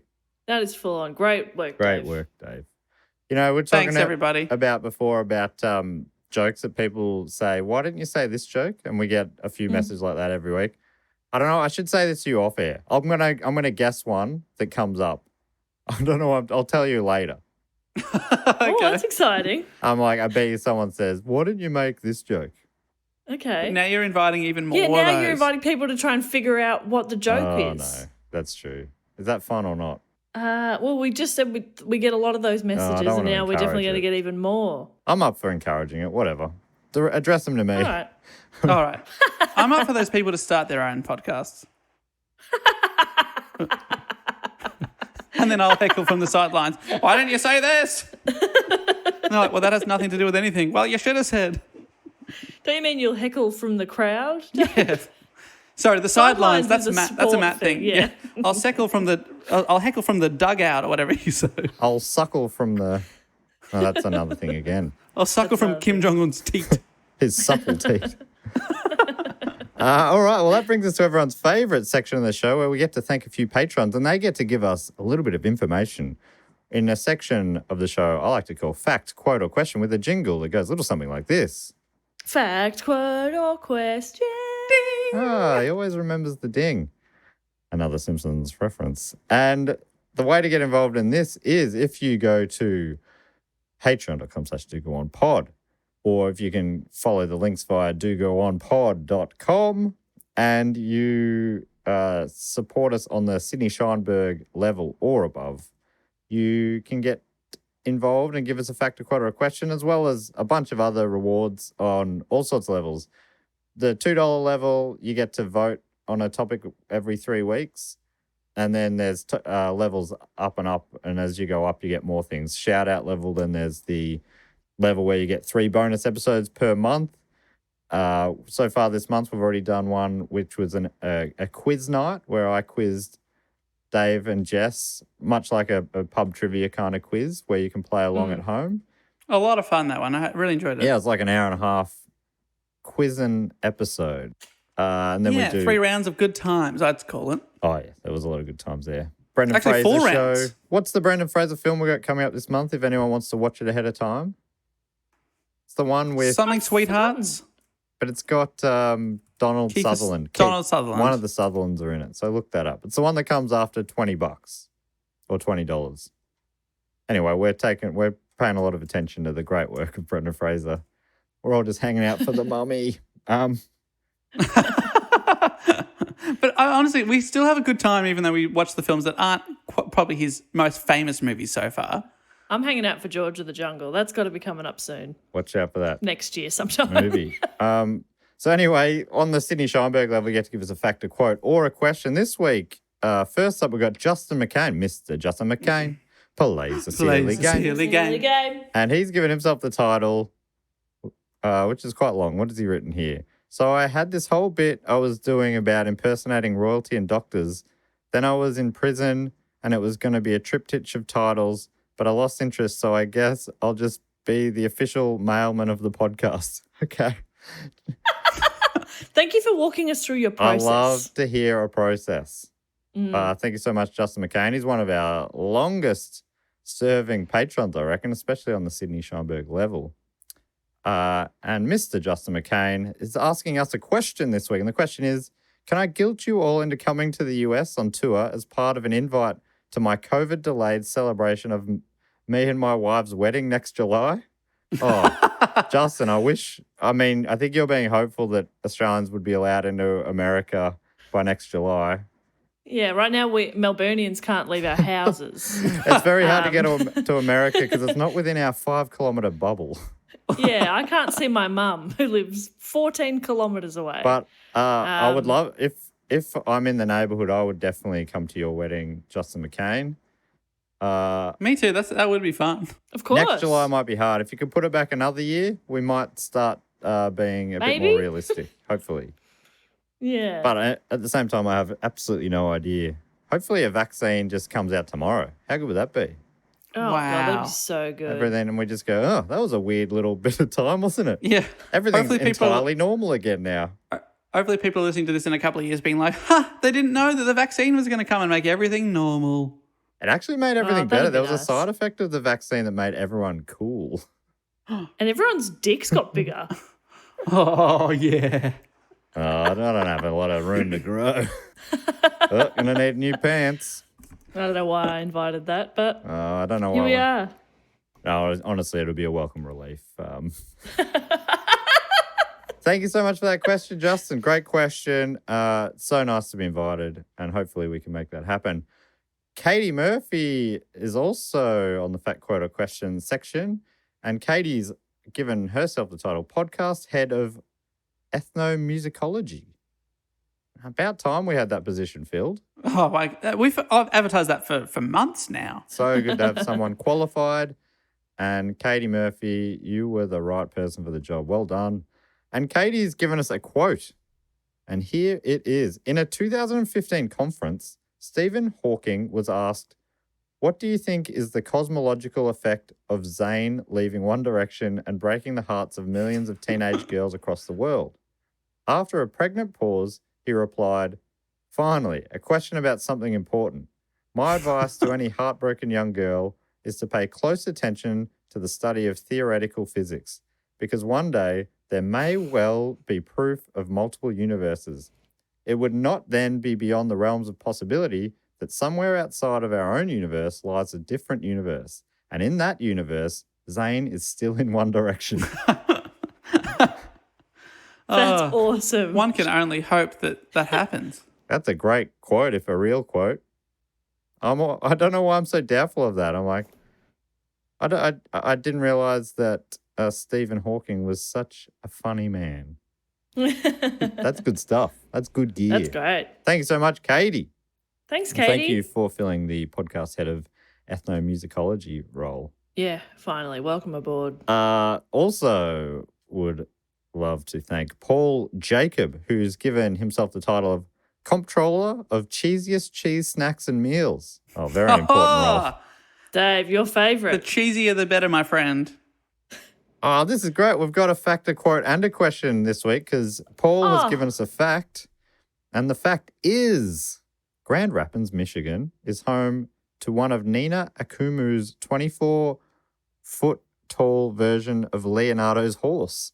The other located is in some city called Milan.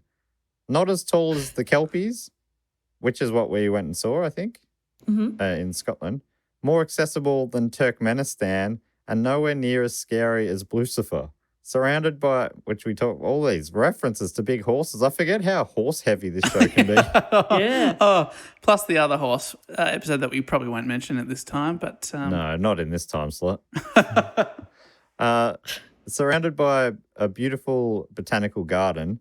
And during the post-pandemic world, it's a worthwhile stop on your 3-month road trip across the US. Grand Rapids is also home of 46 breweries. Whoa, it's a lot of breweries. Wow. In one, is Grand Rapids a city or must be a region maybe. That's a lot of breweries. yeah. Six, Second largest city in Michigan. There you go, I'm looking it up. and it's got 46 breweries. Huge if true. That's crazy. As well as 6 That's too cideries many. and 9 distilleries. Some are for everybody. Ooh. A And cidery. 4 meaderies. Dave, something for you. I know you're an old Viking. I was hoping for a milkshakery, but okay. And it's got the nickname Beer City by the USA Today. You can you find go. Beer City Ale trail maps online. Also, sorry for breaking the Doctor of Podcast tier. Oh, you didn't break it, Paul. No, you did not break it at all, Paul. Thank you so much for that fact. We revamped the Doctor of Podcast tier recently. I don't know if we mentioned that on the show, but that was not anything to do with Paul. That was just because the long-term things on there had not been, no one had been taking their rewards on the Doctor of Podcast tier, Yeah. which included having a beer with me online. And I'd sort of briefly talked with a few people about it, but it never quite happened. It was the time we've- difference that got you, Time wasn't it? differences, and then Yeah, it's always hard. one of the guys worked FIFO, and so he was away for 4 weeks, and he's like, and then it never lined up quite right. So we've changed it now. So if you're on the Doctor of Podcast here, we do a video message to you every month, and you can ask us questions to answer or whatever, and we do a personalized video back to you, which Jess emails out. So if anyone's keen on that, yeah. That is that's like top echelon. You also get to give a fact, quote, or question. You get it all on that level. Yeah. Thank you so much, Paul, for that fact. And finally, from Wes Pacala. Wes writes, a question. Oh, sorry. And he's given himself the title of Vice President of the Do Go On drinking team. Wes, if you're anywhere near Grand Rapids, maybe you could go there and do some work for us. Yeah, a bit of research. Your question, Wes, is if or when you 3 are able to do a North American tour, which cities would you most like to see or perform in? Isn't that amazing? 3 of the 4 questions have been American tour related. I feel like it hasn't been mentioned in a while because of current world events, but that's awesome. Yeah, I still dream of it, but yeah, it does feel like it's not in the near future, as I'm imagining most people would probably be aware of. And probably, I mean, maybe not even in the not too distant future. Might just be, You know? yeah. So cities I'd love to go to. I mean, I've been to a few that I'd love to return to. And then there's other ones. I've only been to Austin in Texas. I'd love to see a bit more of Texas. Oh, I've been watching this show. I've been watching a lot of this house channel. Jess, I don't know if you watch Nine Life much. It's what the channel I've watched the most in lockdown. And it's just all day long, either reality shows or house renovation shows and stuff. I don't know. Lockdowns affect me in weird ways. But there's this one show called Hometown, and it's set in, say, Mississippi, in this little town there, and it's a husband and wife, and they fix up these old houses. It's just a real, like, it's what do you call, like, just like feel good sort of TV where they make a house over and make it look real cool, and they're all old cool houses anyway, and yeah, so whatever it's called, like Lorraine, Mississippi or something. I wonder if we can. There's almost no chance we can, but I'd love to swing by there at some point. Obviously, Dave, you want to get to Vermont to try a whoopie. A creamy, sorry. Got to get up to get a creamy. I'm keen to perform in New York City, baby. Oh, yeah, that'd be cool. Definitely. I really want to get there. Comedy Mecca. I'm trying to think of, there's a bunch of places I want to go, you know? Chicago. Oh, the Windy City.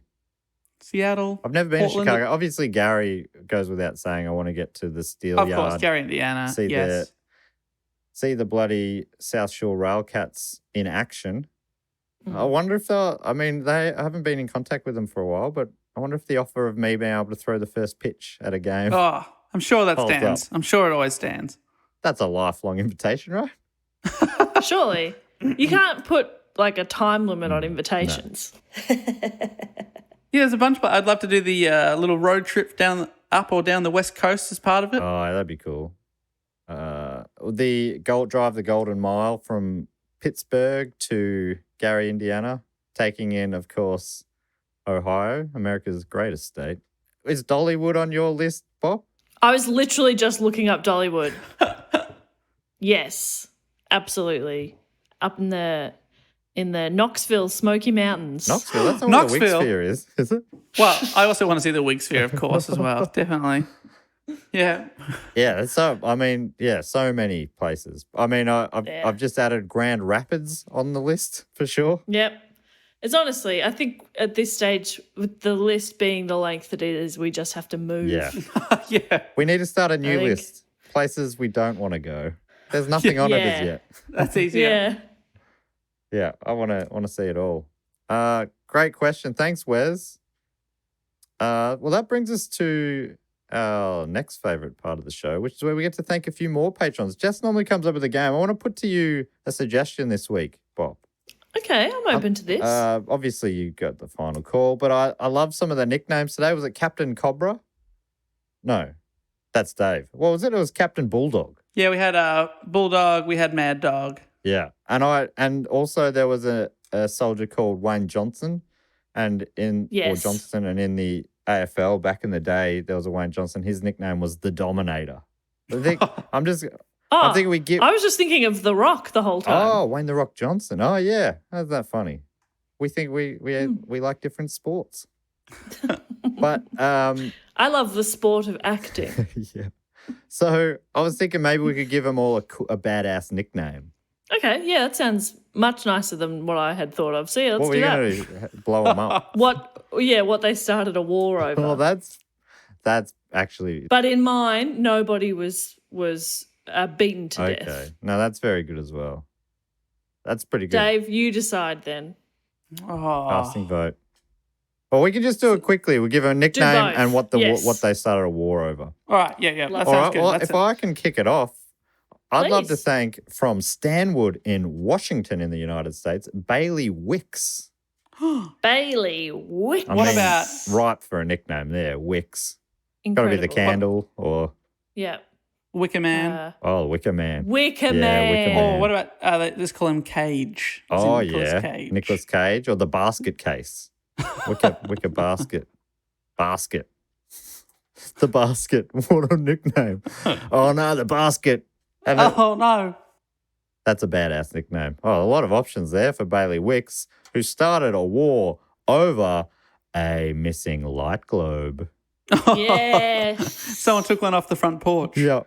How am I supposed to light up my porch No, now? the security light's gone. Great. Oh, come on. I was going to go And put they're something like in the bin. one of those globes that are kind of hard to find. Like, Yeah, you've got to go to a some- proper store to get them, yeah. Yeah. Some like specialist hardware stores will stock it, but your big chains sometimes don't even have it. So it's actually quite annoying. This is so very annoying. inconvenient. I'm not mad, whoever just took the globe, if you could return it, no questions asked. Yeah.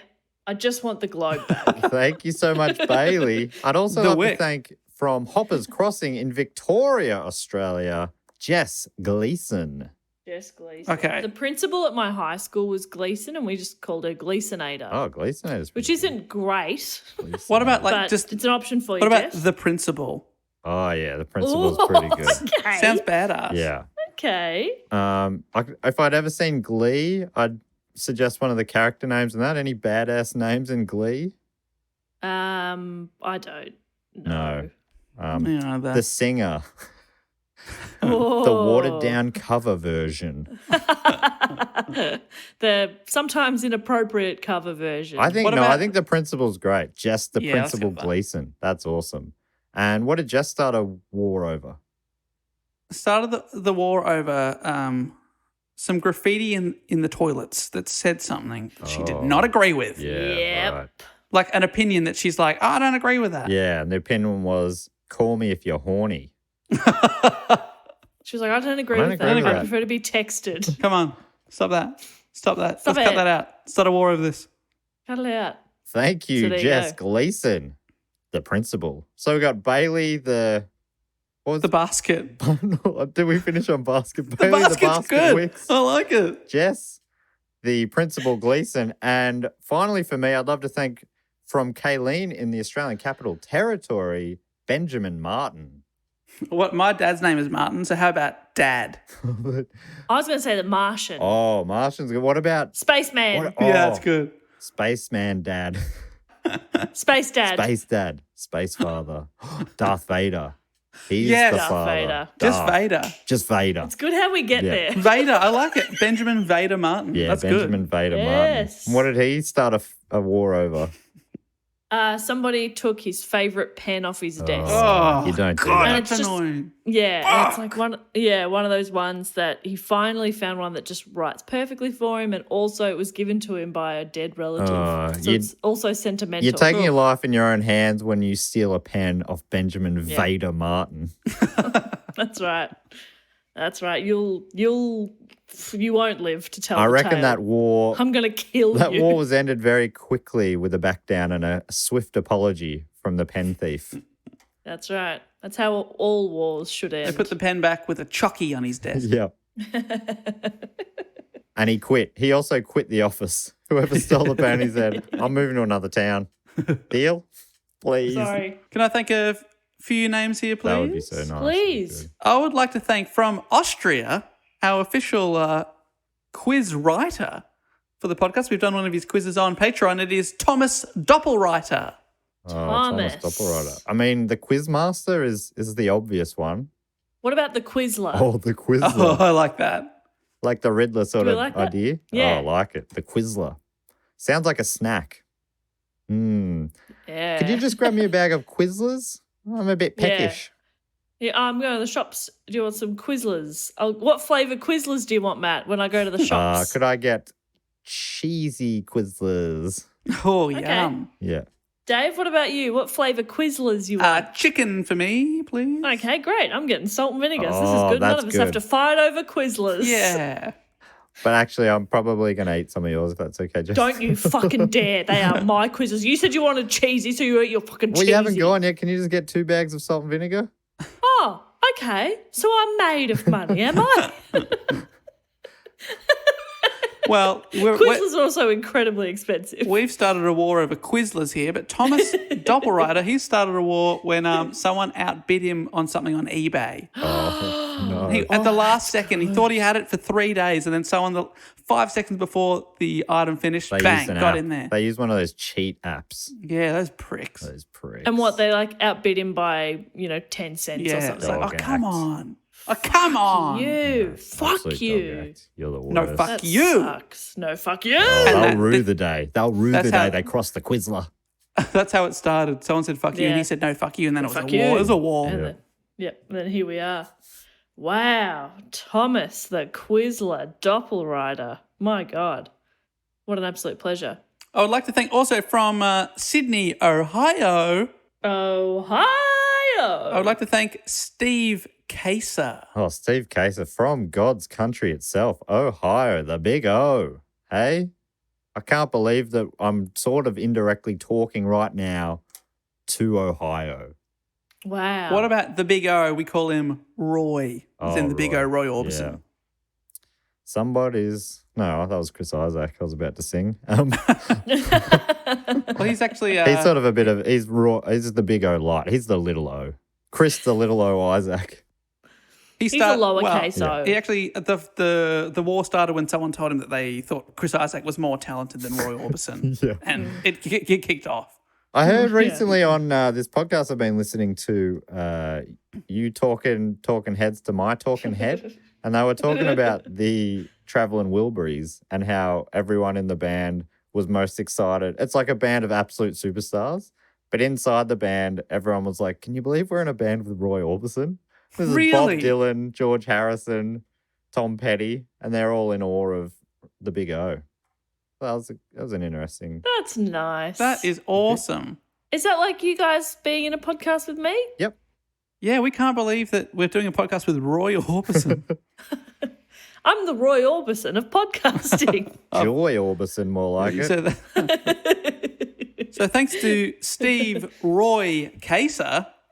Thanks, Steve. And I would like to thank now from Fort Collins, Colorado, not one but two people here, dynamic duo of Brianna and Dirani Clark, or Dirani Clark. Oh, I mean, So- they're already living so in a we- fort, which is helpful. Yeah.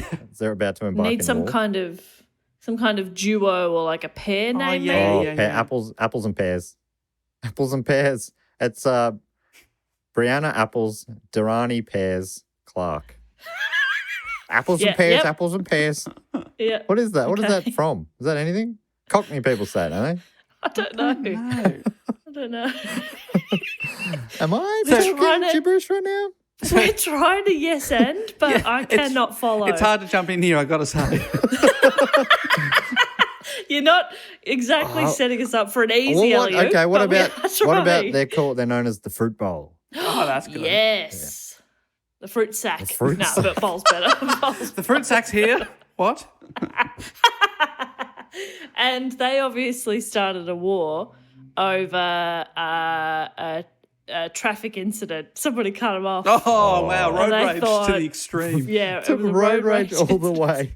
Oh, apples war. and pears is Cockney slang for stairs. Oh, okay. Oh, okay.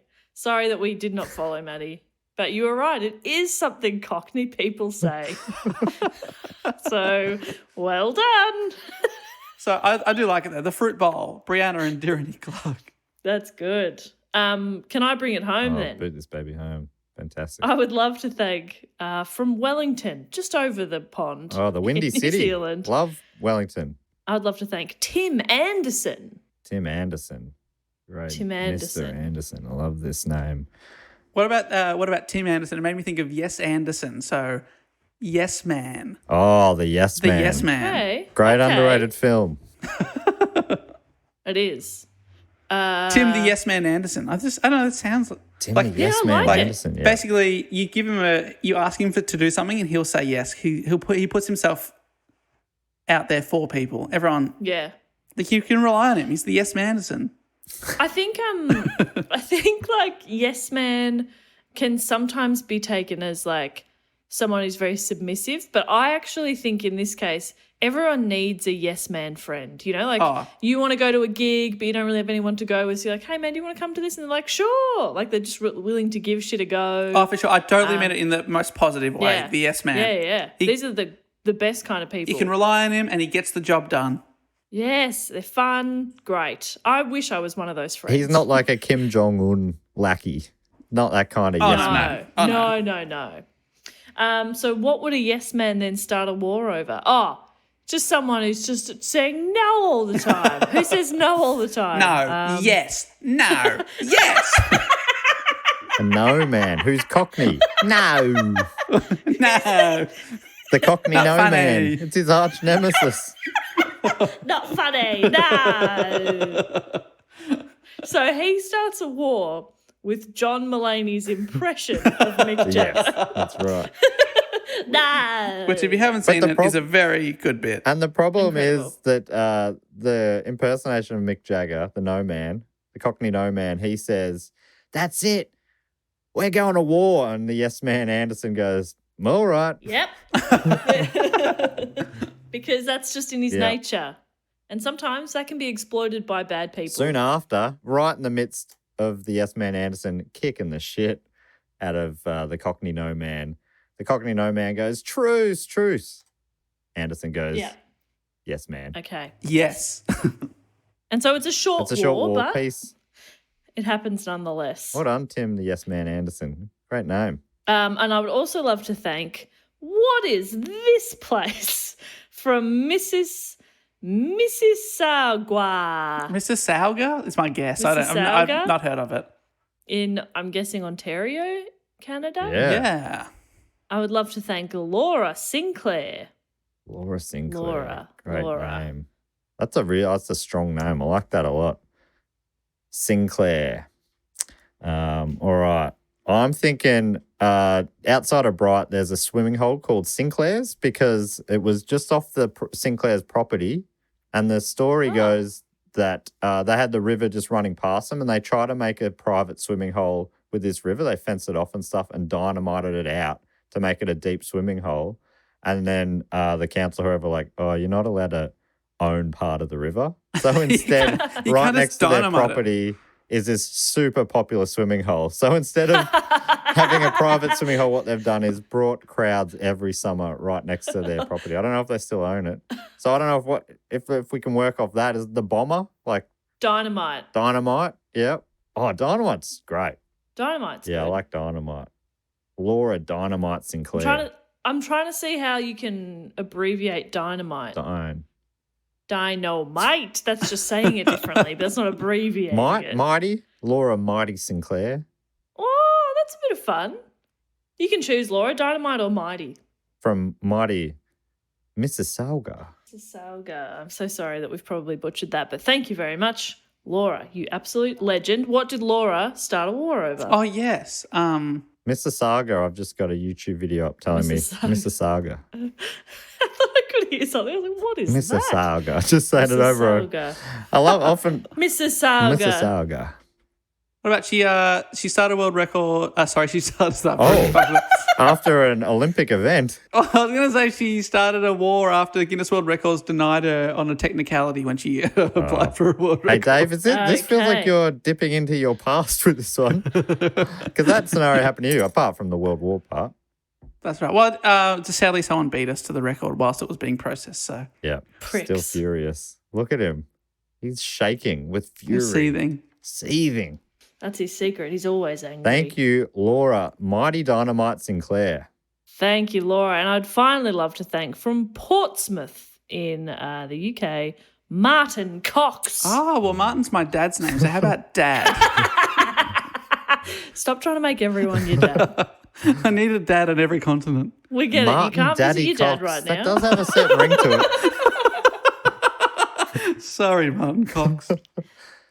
Martin Cox. What about the crane? Oh. Like Martin Crane, yeah. Frasier's the dad. crane. And isn't the that's cool. crane... That's still a dad kind of thing? The crane's the finishing move in Karate Kid as well, isn't it? Yeah. It's a powerful think so. maneuver. Oh, Yeah, the so crane it's- is cool. That's a cool nickname. Yeah, I like that Yeah. a lot. Martin the So there you Crane go. Cox. And what would Martin start a war over? Portsmouth. I believe Portsmouth is that was a big naval port in England. So his is more. It's a war on the seas. I reckon. It's a pirate treasure related war. Ooh. Oh, okay. Okay, yep, love that. Someone marked X on the wrong spot. You had one fucking job. You absolute goof. Oh, boy. Now I've spent all afternoon digging and I've got no treasure. So, yeah, I'm declaring war on you. Yeah, he did find the treasure later on, but it was the principle. He was like, that's, just do your job properly so I can do my job properly. Oh, I think You know what I that mean? was great. I reckon we came up with some rippers here today. Some ripper Yeah, nicknames. we nailed it. Let us know if you adopt that nickname in your real life. If you can make it stick like I couldn't make Cobra stick. Well, you came up with Cobra. We've come up with these for them, so I think that they might be a better chance. The oldest rule in the nickname book, you cannot give yourself a nickname. All right, so it is time to induct a few people into the Triptych Club. And this club you can get into by supporting the show on the shout-out level or above for 3 straight years. And some people were nervous that they had a glitch sometime in the 3 years. I think you'll still get through if there was a glitch and you didn't quit and rejoin. But so yeah, I did see someone nervously saying, "Oh no, I had a glitch and something happened with my payment 8 months ago. Am I going to have to start again?" And I couldn't find the post to reassure them. But anyway, hopefully they're listening now and you are reassured. Glitches won't. I certainly Glitches am. don't get stitches. That doesn't quite make sense. But so in the Triptych Club, we open the club up to new members each week when they are ready for induction. I lift up the velvety robe. Jess greets them with a cocktail. What do we got this week? Cocktails and hors d'oeuvres? Yes, obviously, as always, we have cocktails and hors d'oeuvres. And no, of course I'm not running out of cocktails that I know of. So, wow, what we're just... Something tree-like? Maybe what can you do with a tree? Olives grow on trees. What about a classic martini? Oh. Dirty. That means with We'll the do brine, it is however that right? you like. Yeah, I think it's with the juice, right? Oh, I'll leave Right. the juice in, thanks. We can do any kind of martini. Can we, anything when you we're like. allowed to again, would you two be up for coming to a cocktail bar with me? Let's get inspired again. Jess's face.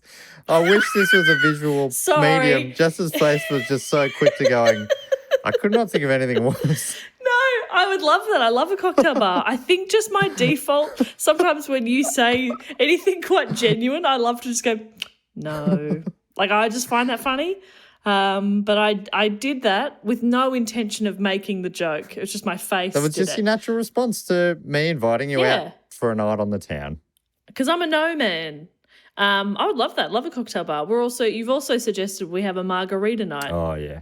Oh, please. This is what I like to do when I can't do anything. I love to plan lots of things. It's Yeah. what gets me through is dreaming of tours to America, trips to Jess's place for margaritas, cocktail bars. It's very similar after I've had a few beers like if we're hanging out, I'll always go to bed with multiple big plans. Yeah. Oh, God. Love It's going to a be big so plan. good. I'm going to get started on that tomorrow. And sometimes don't you wake up with like a ticket to Perth in your pocket, Matt? That has happened one time, yeah. Yeah. That's right. Wild story. I also, just because you mentioned apples and pears before, Oh, great. I've found one here that's a vodka and apple punch. Oh, Maybe we'll have a yum. pear option available as well. That sounds perfect. Nice and call it refreshing. the fruit bowl. Food-wise, not sure. Fruit bowl, love that. Food-wise, have we mentioned anything kind of food-related? Poplar's restaurant in Bright. We're Yes, shipping in we're their going to be chef. catered by I say Poplar's chefed? restaurant. Chefed. Oh, I'm so glad we're coming to the end. I started without having much of it, and whatever I had of it, I've now lost it. You've lost it. Oh, that's Dave, great. who's playing today? Well, we've actually got the surviving members of the Travelling Wilburys dropping in Whoa. tonight, which There's is not too many of them. Tom two- Petty's gone. two out- George two out Harrison's of- gone. 2 out of 5. The big O. We've got Jeff Lynne and Bob Dylan. Still pretty freaking good. Yeah. Oh, man, that's a great duo. That's great. I wonder if they've got a deal like Grandpa Simpson's army barracks. The last one standing gets all the Nazi hellfish artwork. Oh, man. The hellfish. I'm sure they do. So there's 2 inductees coming in today, and of course we've got numerous other inductees who are still hanging out in the lounge. They come out each week to meet the new guests, and that's so great that Bob and Jeff are playing. So without further ado, come on in from Woodinville, Washington in the United States, Erin Sterling. Oh, wow. Put the pounds down. The sterling's in. All right. And Yes, Dave. for new listeners, Dave is the hype man as people enter. He likes to really big them up so people feel great when they enter the Triptych Club. Just imagine Jeff Lynne and Bob Dylan strumming guitars in the background, like a bit of background music, and as I'm hyping people up as they're welcomed into the club. I'm checking the names off the list, lifting the velvety rope. Jess is handing out a punch bowl. And I'm on stage with like a clock around my neck with a chain on it, hyping people up. Yeah. Davey Dave. And Dave. Anyway. And from That's pretty good. Hobartville, New South Wales in Australia, welcome Noah Wright. Oh, it's always right when you're in town, my friend. Yeah. It feels so wrong, but it's Noah Wright. Oh, yeah. Fuck yeah. Did you hear Dave's laugh just then? That was the best thing I've ever heard.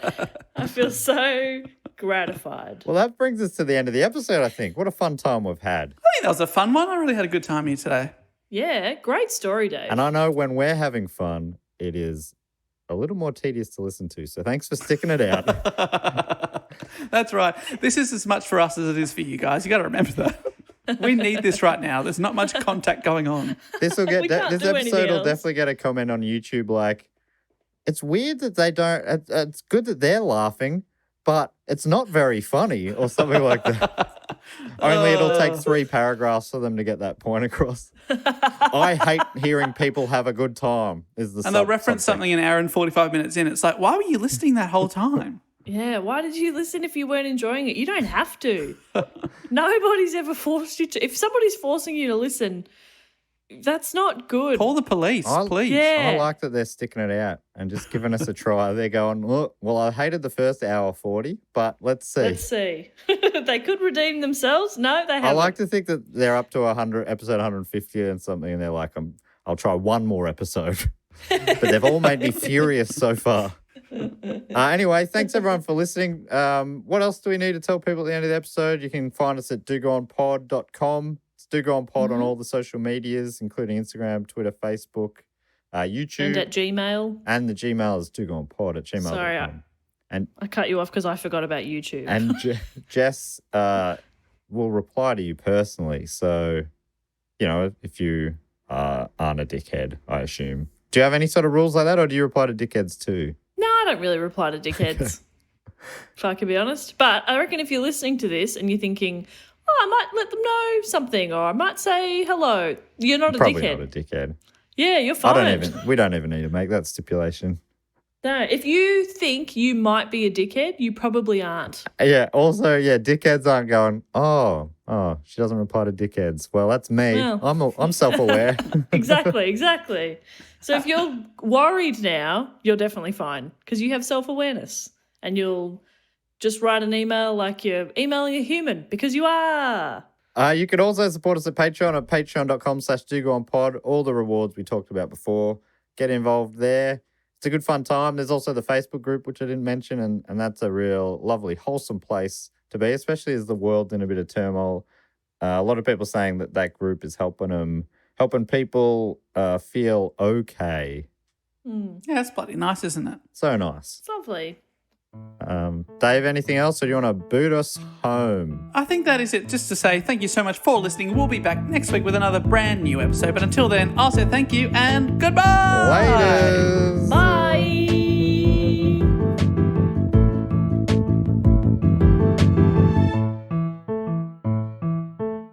This podcast is part of the Planet Broadcasting Network. Visit planetbroadcasting.com for more podcasts from our great mates. I mean, if you want. It's up to you.